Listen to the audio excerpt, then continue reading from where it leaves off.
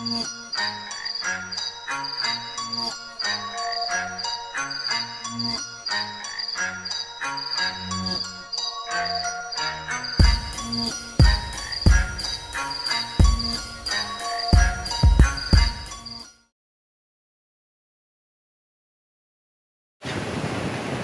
what's up, North Carolina? Thank you and welcome back to yet another episode of Liberty Inc., your source for all things liberty in the great state of North Carolina. Some really exciting stuff to talk about this week. First of all, we have 14 candidates running as Libertarians for office around the state of North Carolina in this upcoming November 2023 election. We're going to have a lot more to announce about them in the next couple of weeks, so pay attention. We're going to need all sorts of help, volunteers, donors, campaign support, just end to end. So keep an eye on the website, keep an eye on the podcast. We will keep you up to date. Second of all, my guest tonight, Misegades of the Mises Club Carolinas, grassroots organizer extraordinaire, talks about all the things he's done in his life with successful grassroots organization, where it's gone and how we can copy from him. Then we have something new we're calling Liberty Inc. on the Beat. First, Travis Groo sits down with Dr. Barrett and his wife Lorén as they talk about some of the crazy things they've seen around, let's just say, some recent medical stuff that's been going on and the private practice they open to deal with it. Then I sit down with independent journalist Stephen Horn. He has uncovered one of the more insidious fundraising, scam, fraud schemes that I've come across, and at a level that is really affecting us in North Carolina. And then, Groo talking sports every week. So before we get into my interview with Stephen, I want to show you this video that he put together where he confronted people about what was going on. Let's jump in.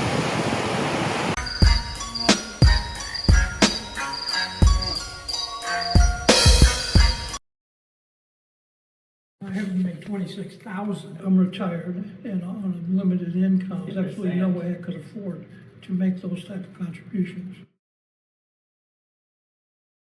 Well, I do make election contributions. In fact, I spent probably 10 years doing nothing but raising money for the Democratic Party, all different levels.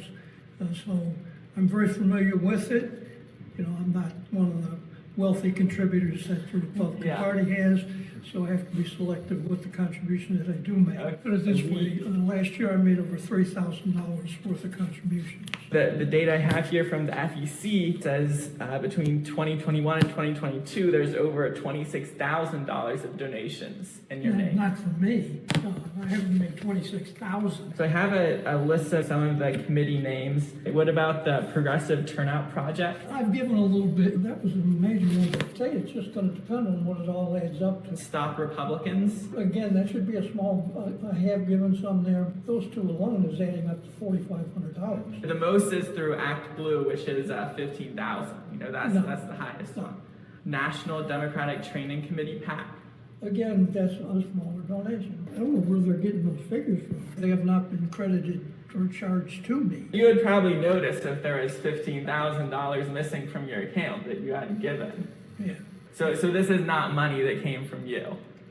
Not anything in that type of range. I mean, to be perfectly frank with you, I'm retired and on a limited income. Yeah, I understand. There is absolutely no way I could afford to make those type of contributions. But you can say confidently that you did not get $26,000 over 2 years. No, there is no freaking way. I wish I could. Now there are times that I have actually contributed money that I knew I shouldn't contribute, $15 or $20, just because I wanted to contribute something. There's no way that I could give anywhere near that kind of money and survive, even if I wanted to. So I am not in a financial position to do a lot of things that I wish I could do. You're not? Absolutely not. And you're not making $12,000 in donations? No. Okay, well that's interesting. Okay. So you've been here for 3 years, and you can confirm no lived here. Absolutely. In those years. 3 years. She might have lived here before, but I don't know her or her before. Nope. No, does he live at this used to live address? here. I bought the house from him. Can you tell me when that was? July of 21. So everyone, thank you for sitting through that video. If you are not exactly sure what you saw because you can't believe that perhaps it is that crazy, I am excited to say that I'm sitting here with Stephen Horn, North Carolina independent journalist extraordinaire. Stephen was integrally involved in the Monica Usuri case where she was arrested for the horrible crime of being outside. And Stephen is, I don't know if I want to say proudly, but proudly as a journalist awaiting trial for being at, the infamous January 6th, which to my understanding was worse than Pearl Harbor and the Civil War and 9/11 all put together. But yeah, apparently you can go to trial for being in the press. Stephen has come to us with potentially another bombshell. And that video that we just saw, I don't want to necessarily make assumptions. It seems to speak for itself, but Stephen, why don't you tell us a little bit about what we just looked at? Yeah, so basically, what we just looked at is some of the interviews I recorded when I was going around investigating this, I guess, Act Blue fraud. I guess I've described it as sort of political contribution laundering. So basically what we're investigating is people who their name and address is on the FEC records for donations that they did not make. So if, we go to someone's house, we knock on their door, say, hey, did you make $20,000 of donations over, the 2-year period, 2021, 2022? And they go, no, that's way more. I wish I could have donated that much, but, I'm retired. I'm on a fixed income. I don't make close to that level of donations. So, this was inspired by the reporting that was first done by James O'Keefe and his new O'Keefe Media Group. So basically, when I had seen that video that they had done, basically investigating the similar issue, finding some of these same stories back in March, I was like, hey, when I see something on the internet, I tend to be the skeptical sort. So I'm like, hey, if this is really a nationwide phenomenon, then let me do some research, find some potential cases here, and then go knock on their doors and see if this story checks out, if this is something that we can reproduce. And yeah, basically, we found 2 cases in Raleigh where the donor said, no, that I did not give close to that amount that is, attributed to me in the FEC records. Let me make sure I exactly understand what's going on. Hypothetically, you go to the FEC website, shows all the donations. Next to my name, $22,000 to Cooper's campaign or something like that, Josh Stein's new campaign. I live on fixed income in a 1-bedroom house where I can barely afford the rent because of inflation. You come to me and you're like, hey, Rob, did you give $22,000 to Cooper's or Stein's election fund? And I say, I don't know who that is. I work 3 jobs and I'm 82 years old. Thank you, Biden. That's an economics joke, but in all seriousness, so you're going to these people and you're saying, did you make this payment? And they have no idea what you're talking about. No idea.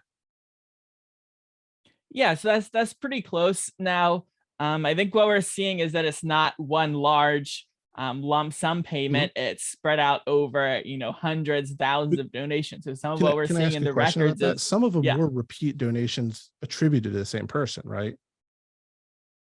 Yes. Yeah. So it's like, hundreds or thousands of donations attributed to that person in that 2-year period. And so most of those are, relatively small dollar donations, but when you add them up, it's a very large amount. How much total have you found so far in North Carolina over what time period?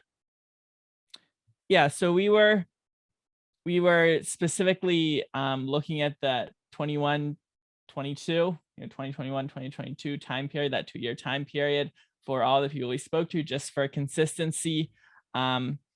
So, basically most of the doors we knocked on, we weren't able to talk to people. They're busy or not interested or not home. So out of the 6 people, the 6 donors we were able to interview, 2 of them we were able to confirm that yes, this amount attributed to them is much higher than what they actually would have given. So for one of those, the total was 26,000 over that 2-year period, and for the second one, the total was 22,000 over that 2-year period. So I mean, we're not talking millions, but that's not chump change. When you start spreading that out over several people, you get pretty good amount of money pretty quickly. Yeah, and so that's really where this is sort of there's like a stray thread hanging out, and you can see the thread when you start pulling on it. Who knows what you will find? But that's a thread that we can't pull on from the outside. So when we find cases like this, the way we're choosing who to, knock on the door of, it's obviously not every donor. It's okay, donors who have made, hundreds. I think I forget exactly the limit we set, for the criteria, but it's, hundreds of donations, relatively small dollar amounts, using the Act Blue fundraising platform. And so can I jump in real quick with a question there before Yes. you go on? Because that was going to be my next question, but you started hitting on it. How did you find these people? Yeah, so basically, I worked with two citizen journalists, and so one of them helped with some of the analysis. So basically, I believe what he was doing was downloading all of the donations to the Act Blue committee in the FEC records for whatever cities, basically Raleigh, Raleigh, Durham, some of the surrounding towns, and then basically donors who had a high number of donations to Act Blue. I went and downloaded and searched by name to basically pull all their donations, not just the ones through Act Blue. And it was always to the Act Blue committee. Yeah, so that was what we used for the initial analysis, because that was sort of the story, in I believe it was Maryland, where O'Keefe was published a video where he had found some people. So Act Blue is sort of the core of the story. So that's what we started with.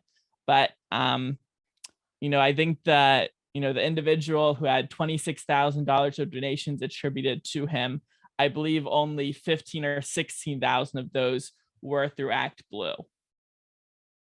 So this Act Blue potentially isn't an issue just with Act Blue. It could be recipients to other committees directly. Do you know who made the donations? Have we figured that out? No, and that's the real question is, okay, if the money isn't coming from the person whose name is on the record, where is the money coming from? Now, presumably, if you're going to falsify records, that probably means the money is almost certainly coming from someone who would not be legally allowed to, donate the money directly. So potentially, foreign donors of some sort. Even if that person was legally allowed to donate the money, this is now illegal, like clearly, right? Yes. So I'm assuming you went to the authorities and they said, thank you so much. We'll get right to the bottom of this. And they're working hard on it.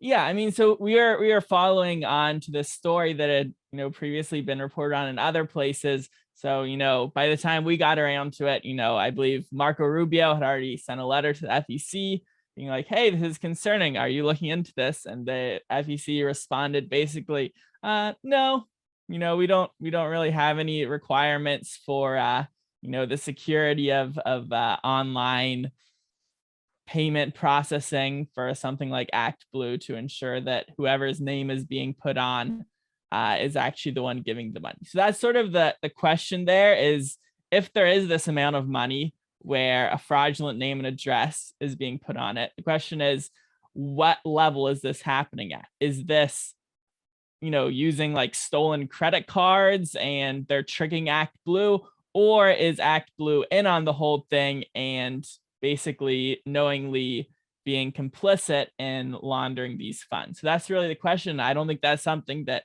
we can tell from the outside. That would require, an audit of their books. One thing that is particularly suspicious to me in this regard, and again, we don't know anything except that this has happened, but working as a member of a political organization, you tend to reach out and thank all your donors. If someone's giving you over $20,000, that person's probably getting a phone call. Yeah, well, I mean, this is spread out over many donations. So, I thought, but it doesn't concentrate to one person. No, it's one person so making like all the donations over 3 years, right? Yeah, but so that 26,000 is over 1,900 separate donations. But over what time period? 2 years. So that's coming up as 13,000 a year. They don't care how many donations. It just it populates solo in the end. So that person would ostensibly get a phone call or a thank you note or an invitation to a dinner. So have you reached out to Act Blue? Yeah, I mean, they basically, you know, at O'Keefe Media Group, when they're first reporting this story, they did reach out to Act Blue. And I believe Act Blue is sort of like, whatever, or no comment. So, you know, we didn't reach out to them directly for this story here in North Carolina.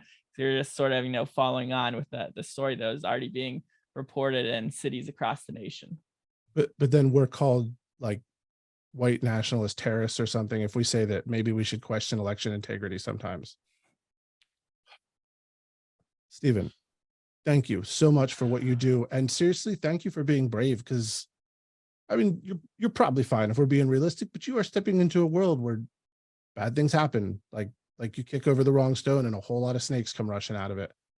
So I really appreciate your courage and your just steadfast commitment to uncovering the truth. I appreciate it. And if people are curious, more of those, you know, numbers and specifics, they can go to actbluefraudnc.com. So that'll take you to an article where, you know, I sort of have, you know, more of the details for anyone who is interested in the specifics of what we found. So everyone can see the link at the bottom of the page. Stephen, thank you. I want to keep getting you back on at least every other week, or as things develop, we're going to stay in touch. Because this is what's scary is this very much feels like we've just scratched the surface.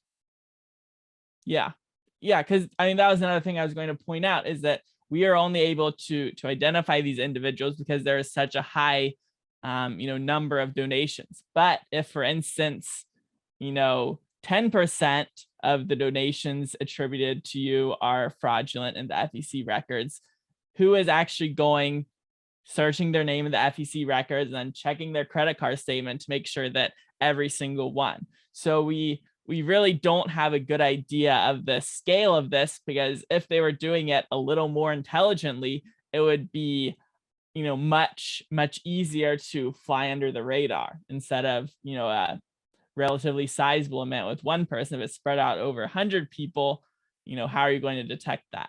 Yeah. This is a tough one. That's just like a slap in the face. Like, they're not even pretending. They're not even really trying to hide it. They're just saying, I dare you to do something about it. So on that note, last question. What can people do? What can we do right now? Yeah, I mean, you can share this video, share the article. If you want to, you can contact your local board of elections, contact your, you know, the state board of elections, contact the Attorney General of North Carolina and say, hey, is this an issue that you care about, or is this something that, you know, you consider to be someone else's problem? Stephen, thank you again. Good luck. We will stay with it. I look forward to seeing what you turn up, and anything we can do to help, please keep us up to date. Have a wonderful rest of your day. Okay, thank you.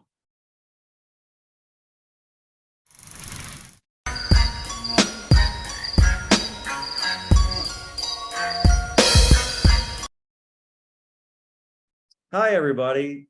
Travis Groo here, and this is Liberty Inc. We have a very special guest with us today, Dr. Barrett and his wife, Lorén.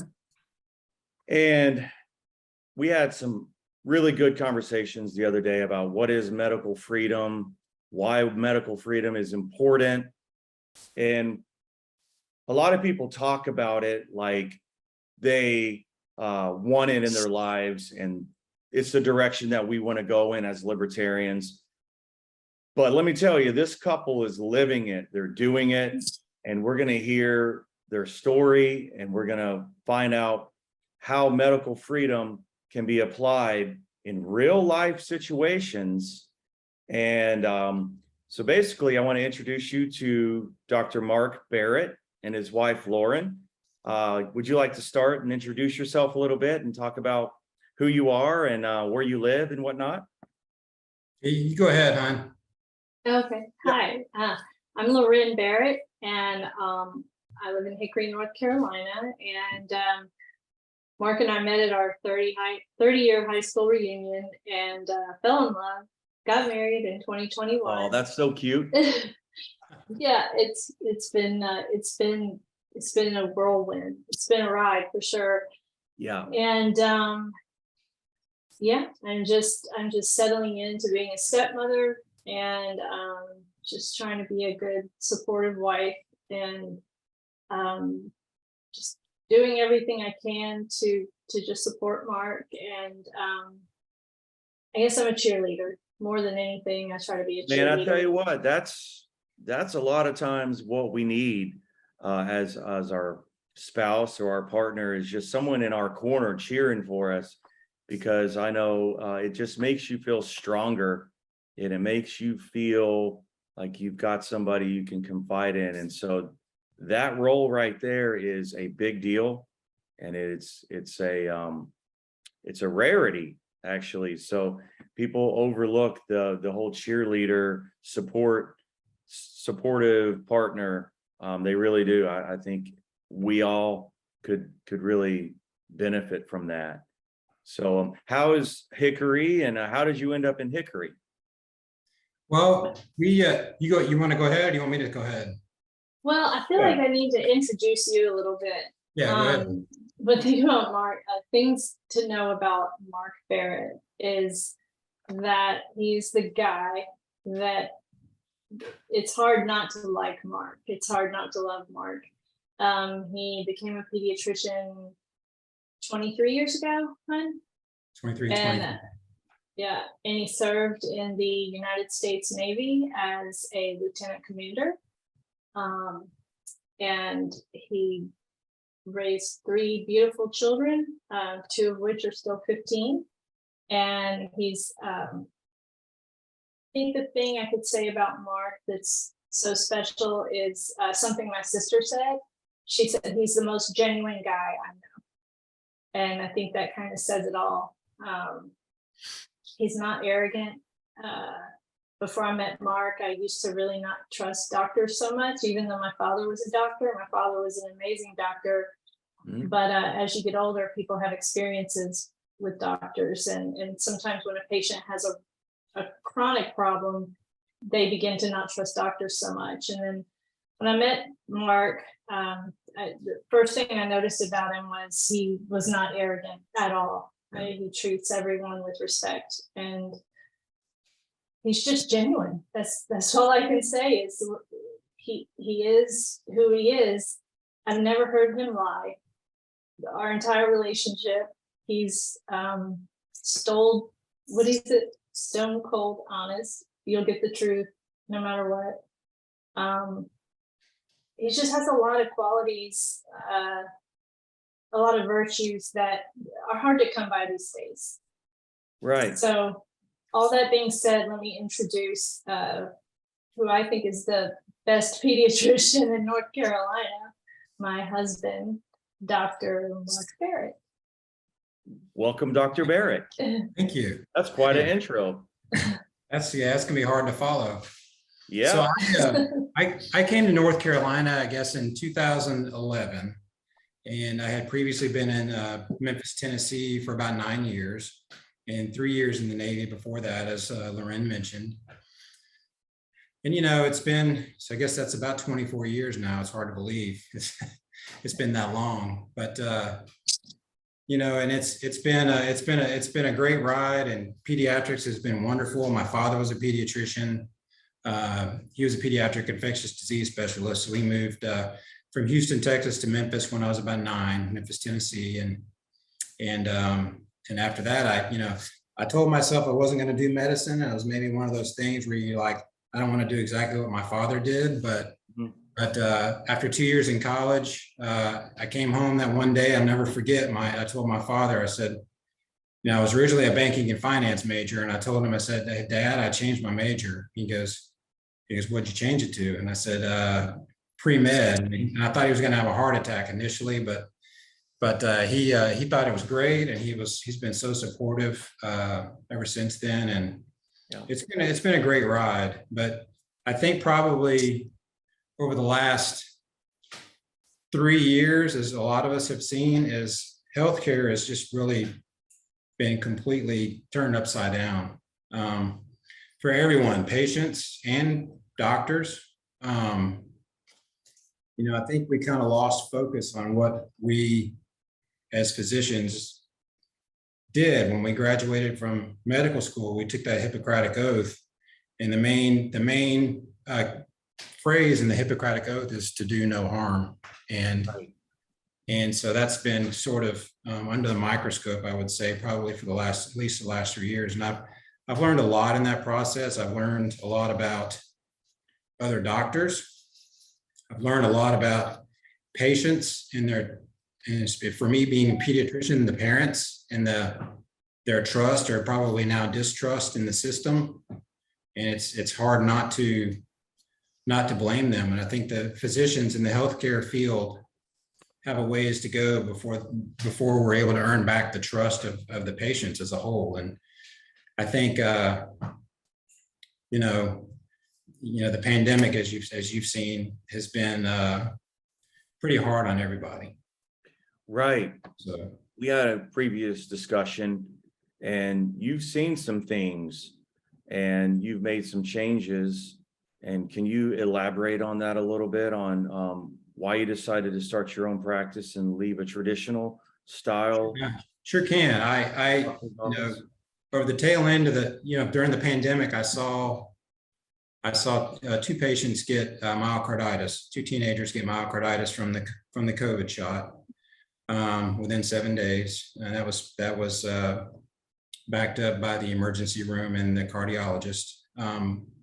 Additionally, I saw a 20-year-old developed debilitating chronic fatigue syndrome after her second one, and so that made me really start to question. Not just the COVID shot, but I don't want to get into a COVID debate, but, vaccinations in general. And I've had probably over the last few months, I've seen parents come forward and talk to me about having a vaccine injured child. And I was previously in a situation, you're in a group practice, and when you sign up to be in a group practice, you have to have what's called group think. And if everyone is not aligned in a similar fashion, then the odd man out should probably leave. And so for me being able to practice medicine with a conscience and not have to have patients get the experimental vaccine and potentially suffer vaccine injuries, I decided that I would leave and go my separate ways and open my own solo practice where I could practice medical freedom, and medical freedom meaning that you give the patient full informed consent, meaning you talk about all the potential risks versus benefits of a said treatment, make sure they have a complete understanding of what's going on. In addition to that, I saw a lot of censoring of physicians during the pandemic where highly published and highly respected physicians were censored on social media and had their, there's some of these physicians have had over 600 or 700 articles published in the healthcare literature, had their articles either pulled or had their license threatened or their specialty board threaten them for. I was seeing that a lot on YouTube. Somebody would do a little 30-second, a minute long YouTube that didn't fit the narrative of, let's say, the CDC or the even the FDA, and they would pull it. They would actually pull it because they didn't agree with it, or it went against their narrative. Right. I did see quite a bit of that. Right, exactly. There's a lot of that, and that's kind of gets down to sort of the First Amendment there. But it's Right. Yeah. Physicians that were previously had, these are experts in their field. It's not just it wouldn't be like a pediatrician putting an article up about, geriatric medicine. These are highly respected physicians in their specialty field, putting up articles that they've always done and had them censored. So medical freedom goes both ways. It goes for not only the patient and the parent, but it also goes for the physician. There were things you mentioned, these certain things, and then as long as you go along with the narrative, you're fine. But if you don't, then you're labeled as a misinformation or a conspiracy theorist. Right. Now, did you see any other alarming situations post-vaccine or the COVID vaccine other than what you described? Those are the things that I saw with my own eyes. There were several people that I've talked to that have had family members that have had an issue with a vaccine in general, or another treatment in general. And the problem that I have is that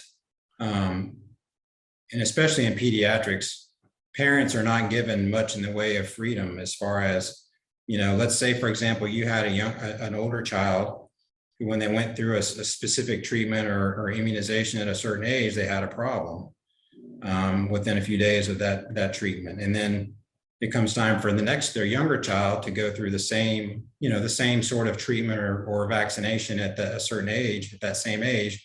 So I have an abundance of caution. You want to sort of proceed with caution with said therapy, or maybe we want to delay because there might have been an issue. So and in certain situations you're not allowed to do that, and a lot of pediatric patients have actually been fired from their practice for not following a strict, rigid CDC or American Academy of Pediatrics schedule, regardless of the previous medical history.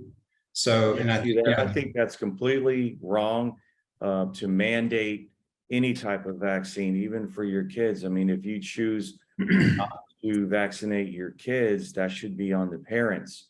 There should be no entity or no government or no organization that can force you to inject anything into your body, or if you're the parent, then you have consent for them, and you should be able to opt out.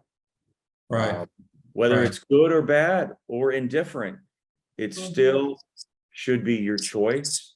And that to me is another aspect of medical freedom, is being able to say no to your kids' vaccines. And I know, Lorén, we were talking about this a little bit, about your concern about kids going back to school right now. Can you talk about that right now, where they may be pushed to get the COVID vaccine under some I'm sort not of... sure. Well, I could among my husband and I, because I'm just a wife that rattles on after a cup of coffee. Yeah. I guess what I could say is that it's well check season, and I don't know. I'm not a physician, so I probably have no business speaking on it.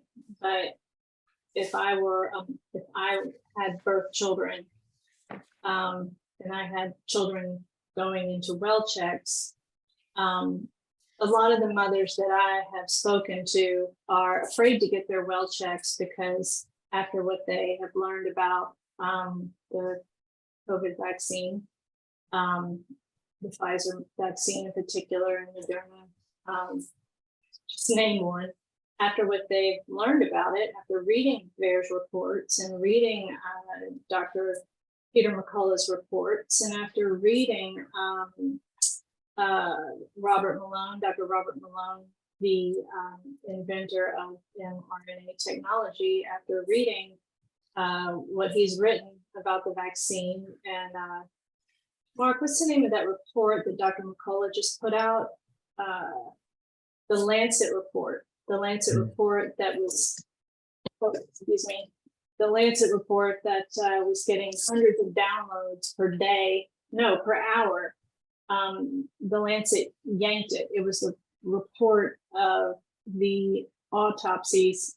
I should probably stop right there. But basically, when mothers read such things, they don't want to go get their well checks, because they are afraid that they will be coerced into doing something that may or may not harm their child.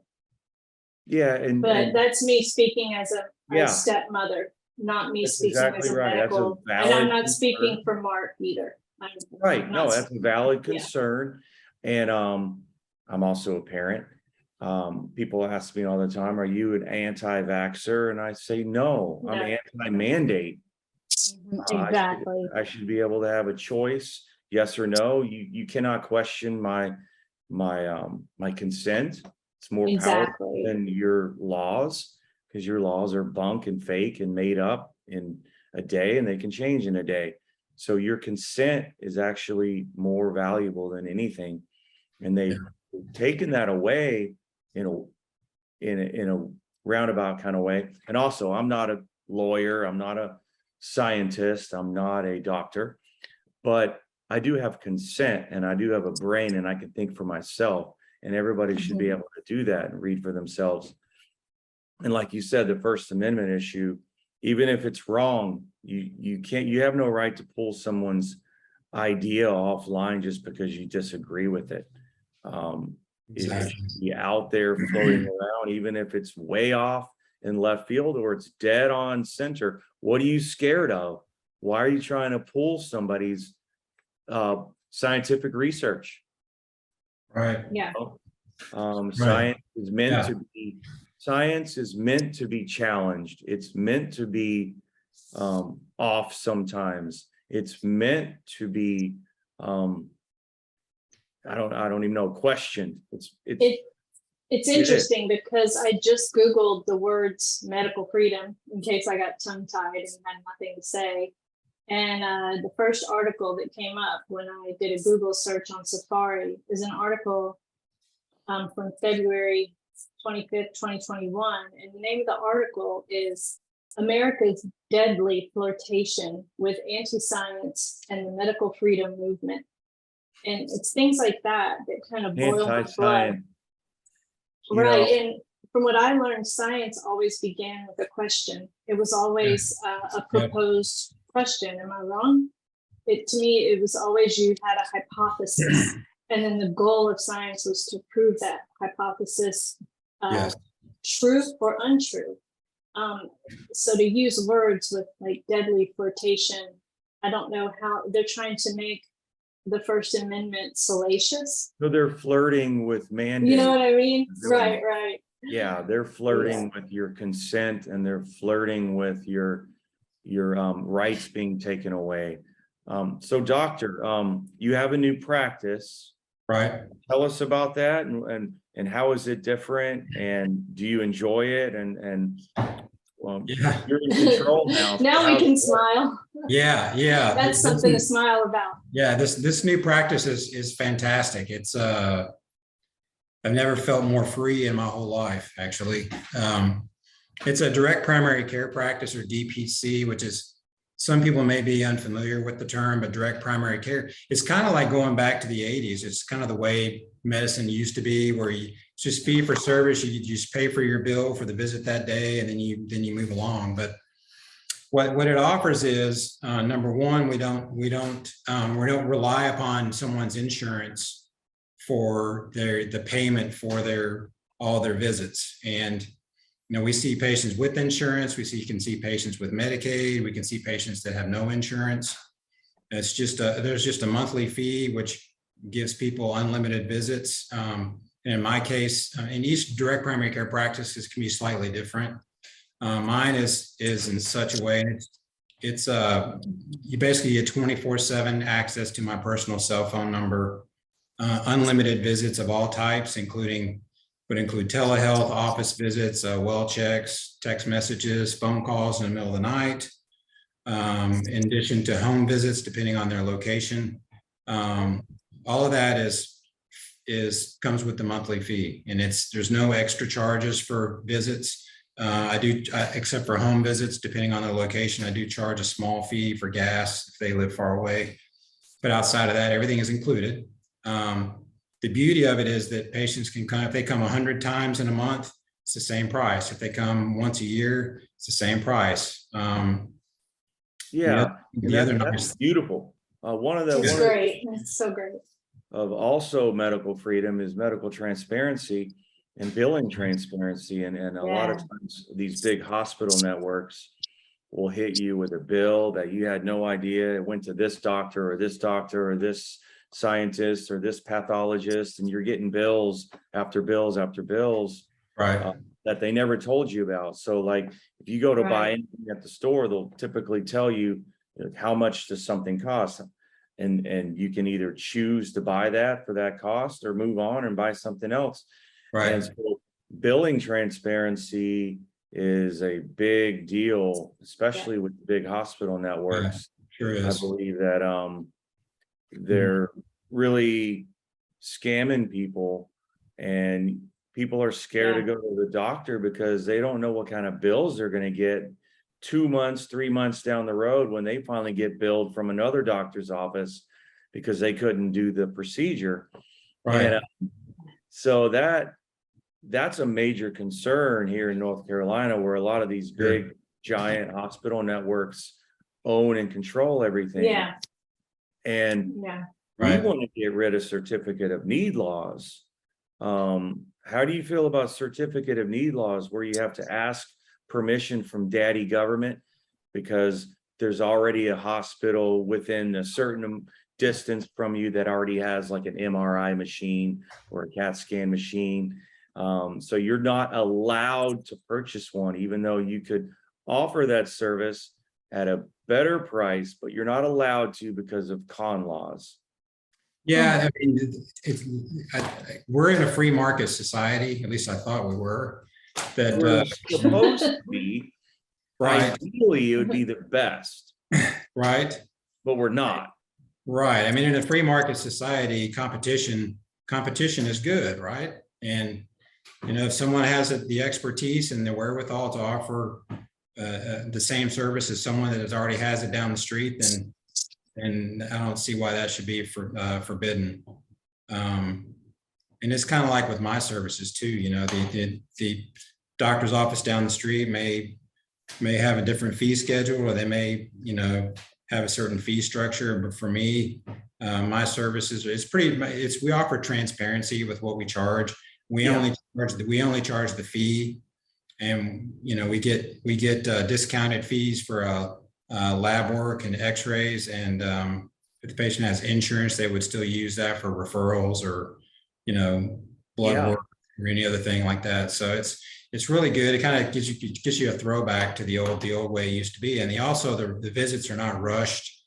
In the traditional system, you come to the doctor's office and the doctor's in and out of there with their hand on the door after about 5 minutes, having to move on to the next patient. Especially in pediatrics, you're seeing in the wintertime 35 to 40 patients a day, which is not healthy for the patient or the physician. It's really stressful, and you don't really get a lot accomplished, and you don't really solve a lot of problems if the patient especially if they have complicated medical issues. So. Oh, I wanted to interject about the certificate of need issue. Do you mind if I No, go say ahead. something on that? I'm extremely opposed to con laws. This is the first time I've ever heard of it. And I wonder, how would that affect this? One thing Mark and I learned while Mark is building this business is that as a direct primary care doctor, people think that they're like, oh, it's going to be so expensive to pay this monthly fee. Mm-hmm. But when we tell a patient, we can offer them, we can negotiate a price for a $400 MRI, their jaws just drop, as ours did, when we realized that we could negotiate an MRI exam down to $400, or that we could offer meds at the office for $2 for a prescription, wholesale prices, that you could get blood work, a panel. Mm-hmm. Mark, how inexpensive was that blood panel that we were talking about? Like, it depends on the these are like special membership premier pricing that certain companies offer. Physicians that sign up for them. It just gives the patient a much less expensive option to order a lab. Let's say if it's a blood count, for a few dollars instead of $30-something that they might apply through your insurance towards your deductible. But each community and each organization might be slightly different with that. But it's kind of like if you were driving down the road and you cracked your windshield and you wanted to pay cash to have it replaced, it might be $200, but if you ran it through your insurance and your deductible, you've got a $500 deductible there, so you got to pay that first. So it depends. Exactly. And that's exactly what happens is the certificate of need laws completely interfere with the free market, and they won't allow you to own a device because the big hospital networks down the street have it. Now, you could just go there. So I don't know. It really isn't. It really came isn't, about, David. the history of con laws, but they're absolutely terrible. And it interferes with being able to help more people quickly. Yeah. Because if Well, more people had the same devices, supply The and demand. acronym is correct. Excuse me for interrupting, but Thank it you. is a con law. I mean, it's funny how they Con laws there's- designed by con artists. that's the joke. Yeah, and when we It go to really these is hospitals, very true. it's a David and Goliath situation, which is another thing that we may want to touch on at some point, is how our faith, you know, and I'm not saying this to sound preachy, this is just our story. We're Christian, we're Roman Catholic, and the thing that really led us, I think, on this path is, this is about medical freedom. You have to ask, what is freedom? Because this world has us so tied up with so much information that's just thrusted upon us all the time that we don't even have time to think for ourselves. And this was one of those cases where Mark and I we turned to the Bible and we were like, what do we do? What do we do in this situation?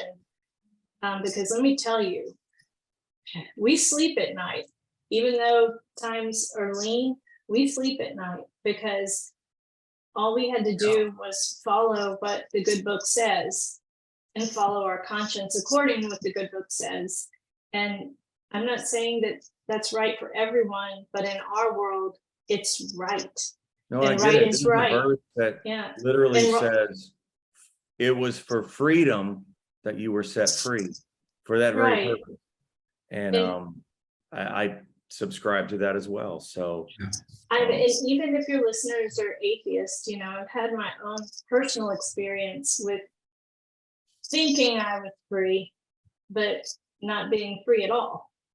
Right. One of our priests had a brilliant homily where he said, we were talking about Independence Day, and he said, it's not about freedom to do what you want, it's about freedom to do the right thing. And the freedom I to think- be wrong too, the freedom to be Yeah. able to make a bad decision. We should Right. be free to make a good decision and free to make a bad decision, and you deal with the consequences accordingly. Boy, That's don't you? free will. But yeah. would you like to, Yeah. Doctor, would you like to plug your website so that people could go to it and check out your practice? Yeah, our website is it's a hickorypediatricwellness.com. And don't be deceived by the Hickory in that we do live in Hickory, but it's we have patients signed up anywhere from the northern part of Alexander County all the way down to Charlotte, some in South Carolina, and all the way over to Chapel Hill have signed up. So our office is actually in Denver, North Carolina, which is just north of Charlotte there.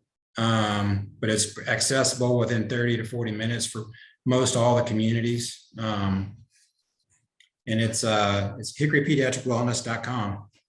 Cool. I'm going to give you each a closing statement, 2 minutes. So Lorén, I'll start with you and then we'll end with Doctor. Oh, my word. I have just been so excited to watch Mark build this practice. I've never seen him so happy in my entire life. I've gotten to know a couple of the families myself. Our family, like I call them our families, because when someone joins the practice, it feels like they become a member of the family. We get to know them. Our patients, or Mark's patients, my new family members, they mean something to us. We care about the future of these kids. Not that other doctors don't, but the difference is Mark has so much time that he gets to spend with each one that it's all about rebuilding that sacred relationship. And we're doing it because God told us to, and we couldn't say no. We didn't have a choice. We have free will, but we knew what we were supposed to do. Yeah, we definitely had a choice for sure. We definitely had a That wouldn't be choice. freedom. But Yeah. according to our Feel conscience, inspired and called to this Yeah. by divine appointment. So I Yeah. get, okay. our choice was clear. And Mark is Right. an amazing doctor. He's phenomenal. So I can't say enough good Completely things believe about it. him. I'm right on the same page with you. Yeah. What would you like to end with, Dr. Barrett? Well, I would just like to reach out to all the parents out there who, if you feel shut out or forced out by another practice, those are the bureaucratic rules that we're trying to get away from, and we're trying to bring back more, put the ball on the parents' court. The parents know what's best for their child. Us as physicians or pediatricians can give them guidance and the tools to succeed and be better parents and have healthier children. And that's all we can ask for. And then, we shouldn't be handcuffed by regulations. We should be able to have, like we said at the beginning of this, is medical freedom, which is both for the physician and the parent to make the best choices and the healthiest choices for their children based on all the information, which includes full informed consent. So that's what we're here to do. And that's really all you can ask for, is to take the best advice that you're given by a doctor and by scientists, and you make the best decision for yourself. And as long as you don't violate the non-aggression principle, and you don't violate the medical code and the ethics code, you can make your own decisions. And to me, this is medical freedom. Mandates are absolutely 100% unacceptable in a libertarian society. And that is why we wanted to have you on, because it really aligns with where we are, just being able to make your own decision as a parent and as a patient, and being able to say no. And even if no is not the most healthy decision, it's still your decision to say, no, I'm just deciding not to take this medicine, and it's my choice, and you can't make me take it. You can't make me consume something, and you should never be punished for making a choice. So that consequence is going to be on you. Agreed. Correct. Well, I will see you on August 23rd. Yep, sounds good. In Raleigh. I definitely hope so. I would love to actually talk in person, and looking forward to that. Yep, sounds great. Yeah. Thank you for having us. Yeah, we appreciate the time. Yeah. Bring some pamphlets when you come to Raleigh, and we'll be in touch before then. But that is it. I appreciate you coming on Liberty Inc. And I can't wait for people to watch this. So yeah, thanks a lot for having us. Absolutely. Thank you, Lorén and Mark. Thank you. Thank you for having welcome. us. Yep. Yeah, Have a wonderful night.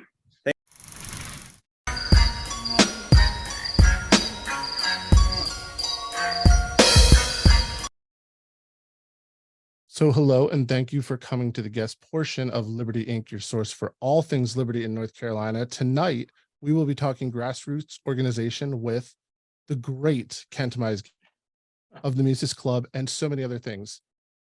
Kent has, and the reason I talked to Kent about grassroots organizing is he has started initiatives that led to the construction of 2 Thales Academies, which is a low-cost world-class school system created by Mises board member Bob Luddy, a Swiss-style industrial apprenticeship program in the Raleigh area, work in various aviation-related clubs, which is your passion. Kent has been active in politics for a long, long time and has claimed to have retired from politics, but what he means by that is he has retired from the front-facing side and picked up a whole lot on the back-facing side, or the quiet side, I suppose. So Kent, how are you doing tonight? Thank you, doing great. Thanks for having me on. No, absolutely. Thank you for coming on. So get like real libertarian guests on here. The first question I like to ask is, what was your quote unquote red pill moment? When did you realize you're a libertarian? The others aren't doing it for you. Yeah, as I mentioned, I think I was raised that way without really knowing it. Conservative engineer business owner. And I suppose it's just facing the reality of running a business and trying to survive despite all the roadblocks that government puts in your way. And of course, taxation and all the regulations. And not just here, I also ran a business in Germany, and it's just as bad, it's just a little bit different.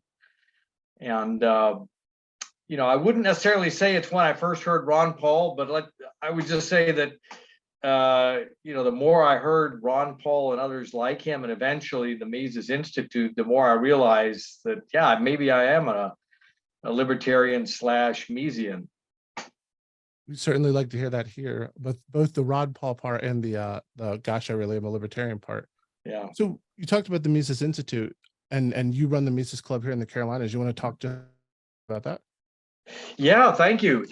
Actually, by coincidence, I'm an Auburn graduate. I did my undergraduate degree in engineering at Auburn, finished in '79, a couple of years before the Mises Institute got started there.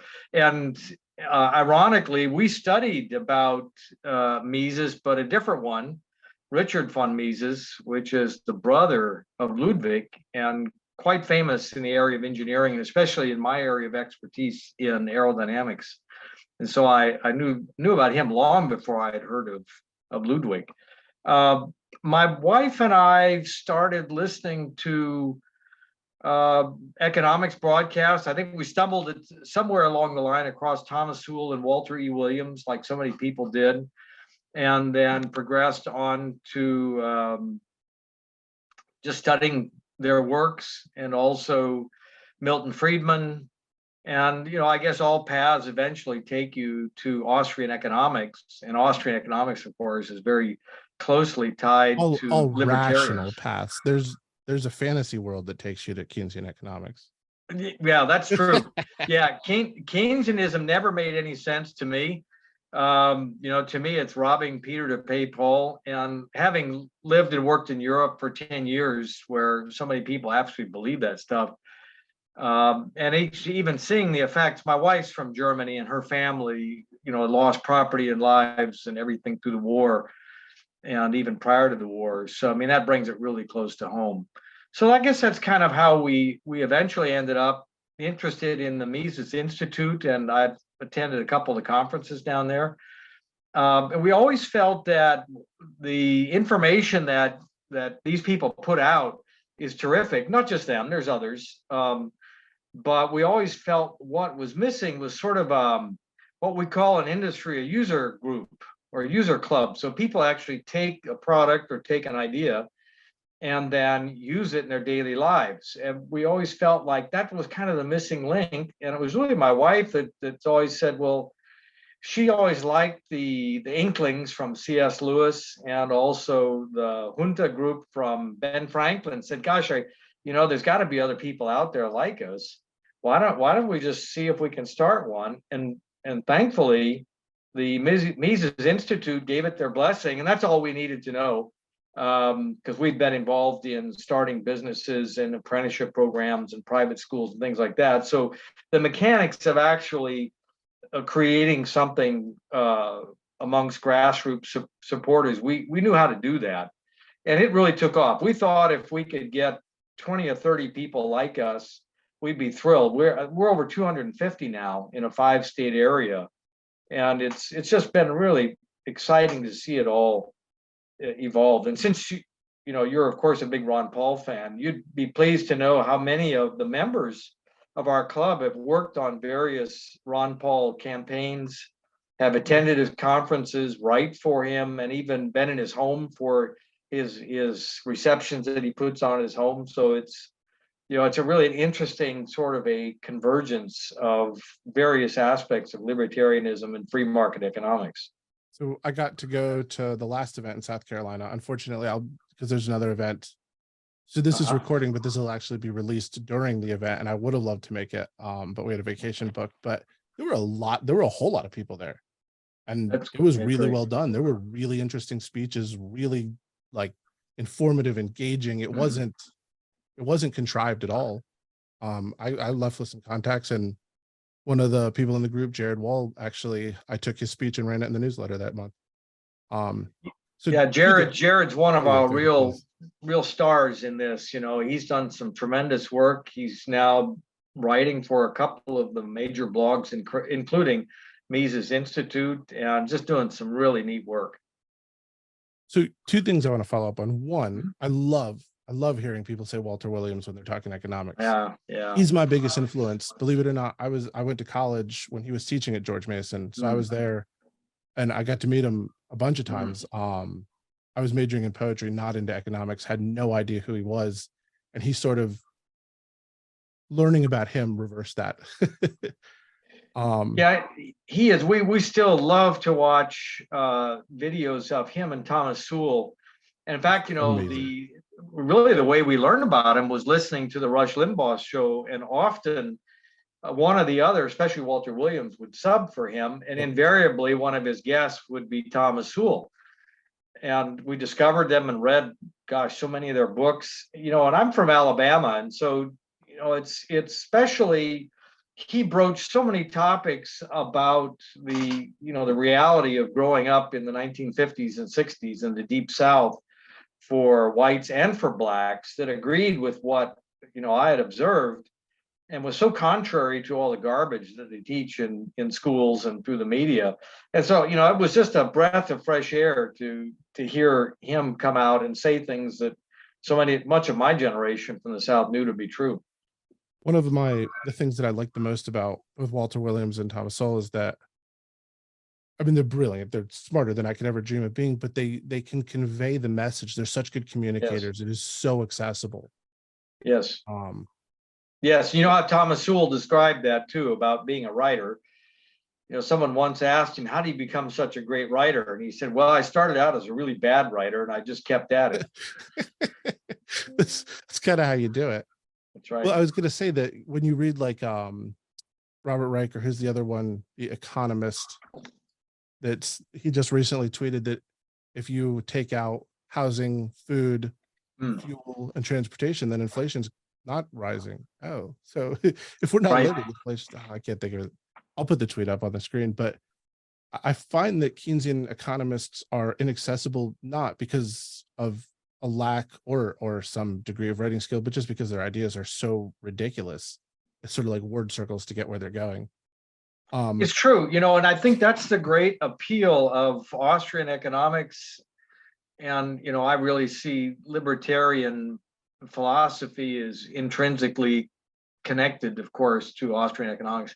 I think and it's probably why it has such a broad appeal. If you go to the Mises Club meetings, we have attorneys, we have probably one billionaire, I won't name him, but he's there. We have a fellow who's got a business that he paints houses, another one, she has a business that cleans houses. You know, it doesn't matter. It doesn't matter. And some of the people with what you might think of the most blue collar jobs possible, because they chose that, they're the best read in classical liberalism and free market economics, and they can quote out of Human Action, which, you know, I even haven't really had the courage to try to read that, although I did read through Atlas Shrugged, and I really enjoyed that, made it through all 1,000 some odd pages. Little different in structure. So because I've read Atlas Shrugged, I've read The Fountainhead, I have not read Human Action. I've certainly read parts of it, but that's actually a really good segue to the reason we brought you on, because I read a lot of psychology stuff. I love the science of changing minds, the science of messaging. So we're talking about Austrian economics. The goal is to get everyone on board with this. Right. And, you know, there's some people that you're never going to reach, and that's a reality. But there are a lot of people who I really feel like the problem is they're not getting the right messaging. They're getting very distorted messages at best. And there are top-down opportunities, but you have to have the position at the top to be effective with those. So what we have is bottom-up grassroots organizing. And when I had asked you about joining this, because I'd heard you talking at that Mises Club event about some of the other things you did, and I was, wow, this is putting into practice the stuff we talk about doing. So my first question to you on that ground would be, we are an established party and we've been growing. How would you recommend we take and from a grassroots push really start to grow things? Yeah, I mean, that's obviously the important thing. Well, I would guess having worked as a volunteer for the Republican Party long time ago, before I wised up, and not a slam against any party, but let's just say I grew up. I would say whatever they're doing, do the opposite. Love him or hate him, the appeal to Rush Limbaugh, if so many people, Rush Limbaugh, Ron Paul, or Donald Trump, is because they know how to speak to normal people. And generally, your normal person that gets up every morning, goes to work, has the same problems everyone else does, might be blue collar, might be white collar, doesn't really matter, struggles to pay his bills, doesn't have a security net, can't retire at age 50 to a fat pension. I mean, that's the normal person. They've felt neglected for decades. They've felt ridiculed by so much of the mainstream media. People live in flyover country that make this country work. And that's probably why libertarians have such a great appeal, because they're not the other people. And I think also libertarians generally have a very clear and logical understanding of how economies work, because most of them work for a living. A lot of them are entrepreneurs, a lot of them are farmers, homesteaders, things like that. I mean, they know what it takes to earn a dollar, and they know the value of the dollar. And I think that's where you can really appeal to people most, is just by talking normally about them and showing them examples of libertarians and the kind of work that they do.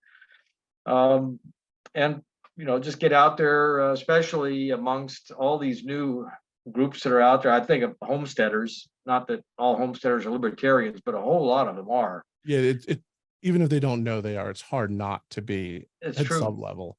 Yeah, and homeschoolers for that matter. I mean, these are all people that find the government solution just is not working for them, from none of the parties or any of the government agencies, thousands and thousands of them.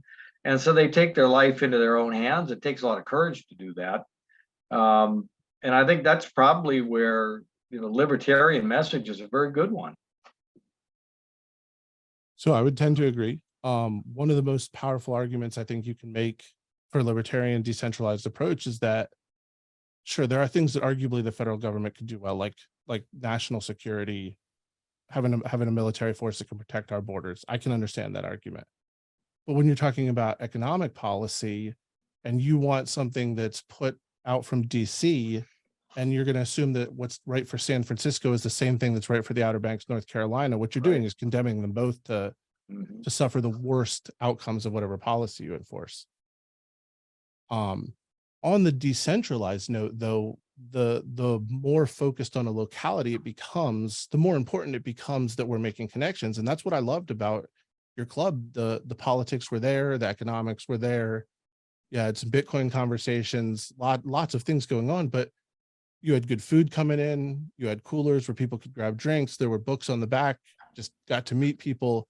And I think that we have to realize how powerful the machine is that tries to keep us from changing. It wants us terrified of moving away. And that's why when I see you putting together a club like this, like, yeah, I'd love to get involved. So you do quarterly events, what do you think about with your events? Like, what is your objective with them? Yeah, it's an important point. I mean, from the outset, we said, listen, we liked what was done, again, with the Inklings and with the junta. These were groups of people that would meet on a regular basis, and they would discuss topics of interest. They would help each other. They would encourage each other to, tackle the problems in their life. And they would go out of their way and make that possible. I mean, very simple example, I was looking for more space for my business.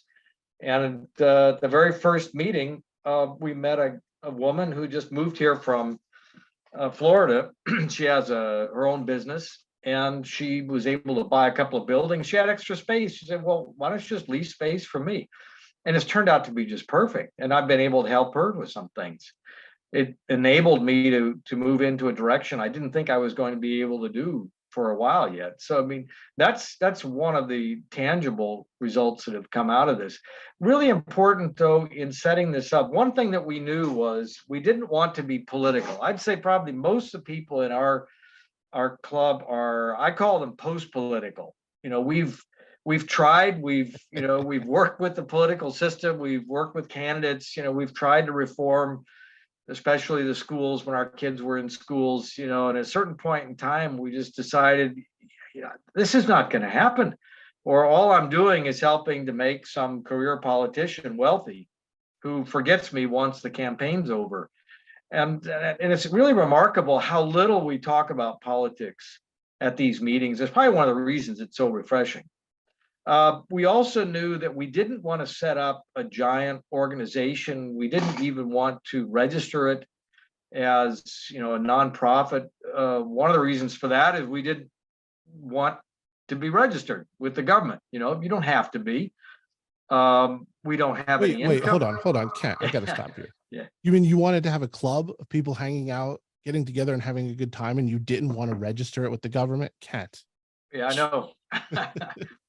Well, and you have to be careful about that. So, because I've actually been in clubs before, that little thing about dues, that's a trigger. If you collect dues or even donations at regular meetings, the government views that as basically a company. And so one way around that is don't collect dues, don't register it, which we don't. I mean, we don't collect dues. We don't have income. The only expense is what you eat, what you drink. We've already had one that people, everyone brought food to share. So, I mean, that not only keeps the government away, but it makes it a lot easier for the organizers. And that's worked out really well. So you say you're post-political. And again, I was at the event, and I would agree, this is not a politically oriented event, but it is like-minded people. And I'm interested in what you see right now is not sort of the focus, but almost the zeitgeist, if you will, like from this grassroots level, the people coming up. Because like you talked about Donald Trump. So Dave Chappelle did a great thing on Donald Trump. He's like, yeah, I live in Ohio. All my friends in New York are like, Trump's done, he's finished. And I'm like, no, he's not. You all don't understand the average American. No, that's very true. People. Yeah. What they see is Trump gets up there and he's like, I know the whole system's rigged. You know how I know? I take advantage of it because it's rigged for people like me. And they're like, yeah, that's how we feel. We work so hard and we can't get ahead. And then we get blamed and told that we're racist or some other, somebody's leveling an accusation against us. So what is the feel right now, as you've been doing these for a little while? That's a really good question. I would say that initially at our very first meeting, which was almost 2 years ago now, this was right after the COVID and the lockdowns and all the tyranny. A lot of us are anti-masks. I mean, my wife and I never wore masks. We didn't put up with any of that nonsense. Of course, we live in a rural area and I have my own home business. So, it's a little bit different for us, but still, we live in an area even where the sheriff from day one said he's not going to issue any citations for that stuff. He's got better things to do. So already there, I mean, that speaks to the importance of choosing where you live. If you want more freedom, choose an area that's more free. And yeah, you may have to move, but there's a lot of great areas in rural America where, not only you can live well, but there's a lot of people who think that way. But on the question of the politics, the zeitgeist, I think initially it was just people coming together, and for once we can actually talk together without a mask, and no one's going to be jumping down our throat because we don't have 3 masks on. I mean, that I think was kind of the first reaction. It was almost like a bottle being uncorked. It was such a relief for everyone. Secondly, it was people that wanted to talk about these things that you just mentioned that have become taboo. I mean, I'm from a generation that if you wanted to debate and discuss something, you did in a civil fashion, and you didn't worry about repercussions. Now, I mean, people are afraid of having their cars keyed or something thrown through their windows, and unfortunately, those things happen now. Being ostracized in public being called all kinds of names. I mean, I've got a pretty thick skin, so it doesn't bother me. But you know, a lot of people it does. A lot of people it does. When they see it happen often. Yeah, So that's right. But it's like constant, and yeah, I agree. That's People right. are not built for that. No, and it's a frightening thing. So I think that was the other thing. In fact, I asked Paul Svick, who's one of our staunch supporters, and Paul's a professor of economics at Mount Olive University, which is one of the few that really embraces the teaching of Austrian economics. And I asked Paul what he thought of it. He said, you know, it's like an oasis. I can go there. I can finally discuss these topics again.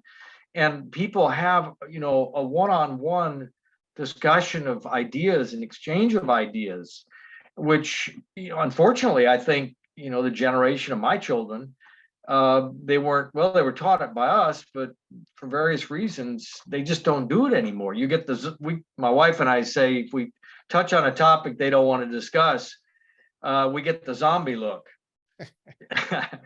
Yeah. You know, we grew up. I force my kids to have the conversations. Yeah, and that's so important that they know you can still have it, and it's safe to do it, and it's important to do it. So I think that's probably the other thing. You know, you go to our meetings, and we now have we don't have a happy hour, we have happy hours, because people have a pent up desire to exchange thoughts and experiences with each other, and you got to give them that time. And that's the problem with not only Mises, but the other think tank meetups. They don't provide that sort of time of just, you know, unorganized, unstructured time for people just to get to know each other and exchange ideas. To me, that's the most important aspect of our meetings. Getting back though to your other question, I would say that was initially the concern. That pressure is kind of gone now. I would say the other big concern that the people have is this out of control spending and what it's doing to, you know, our dollar and to our savings and to our future. You know, most of people in our club, obviously they understand, you know, free market economics better than the average citizen, or certainly better than the average politician. And they're very concerned about it, and they don't know what to do. You know, it's frightening because there's essentially no will amongst politicians to stop the spending and stop, you know, printing money. It's mind blowing. Yeah. $8 trillion just like we're in a Harry Potter movie. And it didn't even go to people. It went to bankers and corporations who are funding campaigns. I mean, like something like 73% of it. That's outrageous. Yeah. So what happens is we get all the inflation. We get $8 trillion worth of inflation destroying our value. Yeah, and it's worse than that, because if you read the history of hyperinflation, it happens very fast. Being that so much of my family, my wife's side, and even my family's from Germany, you know, I've studied what happened over there. And of course, we've seen it more recently in Venezuela and South America. I mean, these things go very quickly. And you would hope at a certain point of time, someone in Congress understands that it's not a good idea, you know, to triple the national debt in 20 years. I remember, I think the first or the second presidential election I voted in 1980 for Ronald Reagan. When he came into office, we had less than $1 trillion in debt. And so to me, these numbers are really simple to understand. We won't even talk about the unfunded liabilities. I mean, that's another factor of 10 higher. And you just cannot go on and not expect consequences. I mean, very, very bad consequences. And until there's a serious person in Washington that's serious about, it's going to require dramatic reduction in the size of the government. I mean, that's the only way it's going to happen. And everyone's going to pay the price. Until that happens, people have to protect themselves in some fashion. And I think that's why our personal interest was, what's the alternative to a fiat dollar? And we had heard advertising about gold and silver, you know, precious metals, Bitcoin, crypto for years, but, you know, we just didn't understand any of it. Through our friendships in the Mises Club, we've really gotten a great education. We started buying gold, silver, not gold yet. We haven't made the plunge to do Bitcoin, but, you know, funny story here. Paul Svick was over in Europe. He sent me a picture back. He was in Poland at a university. He was giving a lecture. And outdoors, there was a little shop and it had an ATM that had the Bitcoin symbol on it.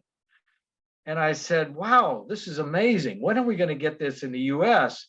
A week later, we went to our local indoor fruit stand, and we were buying an ice cream cone. And I looked next to the ice cream cooler, and there was an ATM that had Bitcoin on it.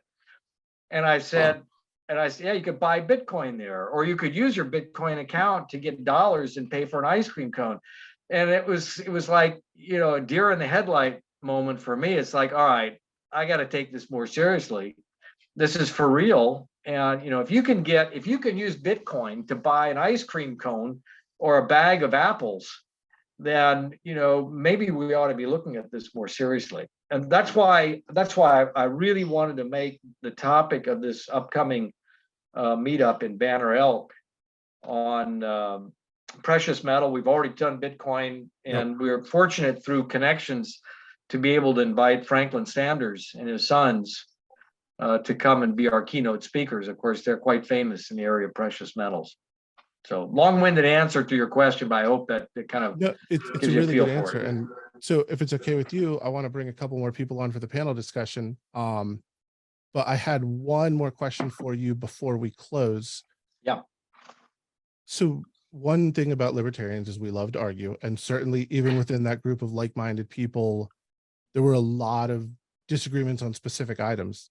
How do you keep a group like that together where there are a wide range, like people think, oh, they're all in this category, they're all right, they're all split. Yeah. It's really a wide range of different perspectives. Yeah, well, it's sort of like the same with, you know, Republicans. I've read the Republican platform in North Carolina. I've read your platform. I would say I agree probably a little bit more with the Republican platform than the Libertarian, but only they stuck to it. but the Republicans ignore theirs. So what's the point? I mean, the really key issues that are important to me in the Republican platform, they ignore, and I won't go into them. So I think the important ones in the Libertarian platform, I see Libertarian leaders fighting for it. And that's what appeals to me. I'm not going to quibble over the other 20% because, you know, as a classical liberal, if everyone were on the same, you know, board and agreed in everything, I'd be concerned. You know, I want some disagreement in there because that's how I'm going to learn. That's how I'll learn. Definitely. So I don't think you can. And I think if you tried to do that, you would destroy what you have. That makes sense. I mean, if one of your underlying fundamental tenets is to embrace different thought, and then you require everyone to have the same thought, you're sort of violating that. Yeah. So Kent, thank you. If you don't mind, I'm going to grab a panel and bring them back on to chat for another 20 or 30 minutes. Yeah, but sure. First, everyone listening, please, there are some libertarians with their own businesses right here. So go check out these groups that I'm putting up on the screen next, and we'll be right back.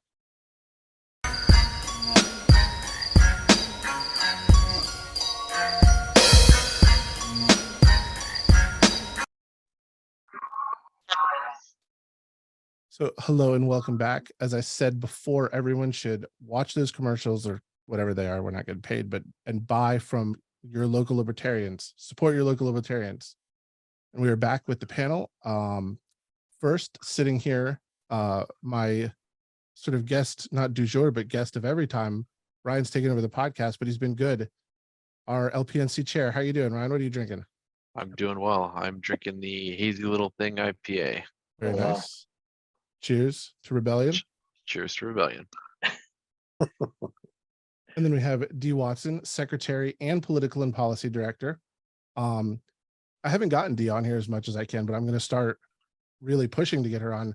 Dee has been very busy. We have candidates in the works, and we are working on getting a few more. If you're watching this, the filing date will have ended when this comes out, but you should join a campaign. You should give to a campaign. You should help out. How are you doing, Dee? Doing great. Just busy time. Yes. And so I appreciate you getting on. I believe you're on vacation too, right?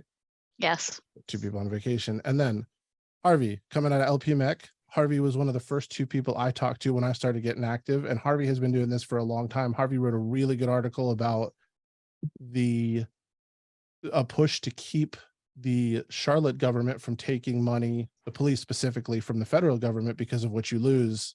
And that was back in what, 96, I believe? 1994 in conjunction with the crime 94, bill. okay. So thank you all for joining. The one thing that I wanted to go into a little bit further, Kat, and I know you had mentioned, but briefly, the opportunity that comes with some of the apprenticeships, and particularly in regards to the schools that you have put together. So when we talk about grassroots, it can mean a lot of things. It can mean knocking on doors. It can mean viral social campaigns, but it can also mean building a family and teaching the right values. And I think apprenticeship sort of started to fall into that latter category. So could you just touch on what you've done there a little bit? Yes, and to preface that, I should add that my wife, originally from Germany, she entered her career in business through an apprenticeship. About 60 to 70% of all people in Germany start their career through an apprenticeship. Typically, it starts around age 16, lasts 3 to 4 years. Both of our sons apprenticed. Originally they were aircraft mechanics. That's been my career. Our daughter was work study. She's a clothing designer, but she worked at Wrangler while she was going to school in Greensboro.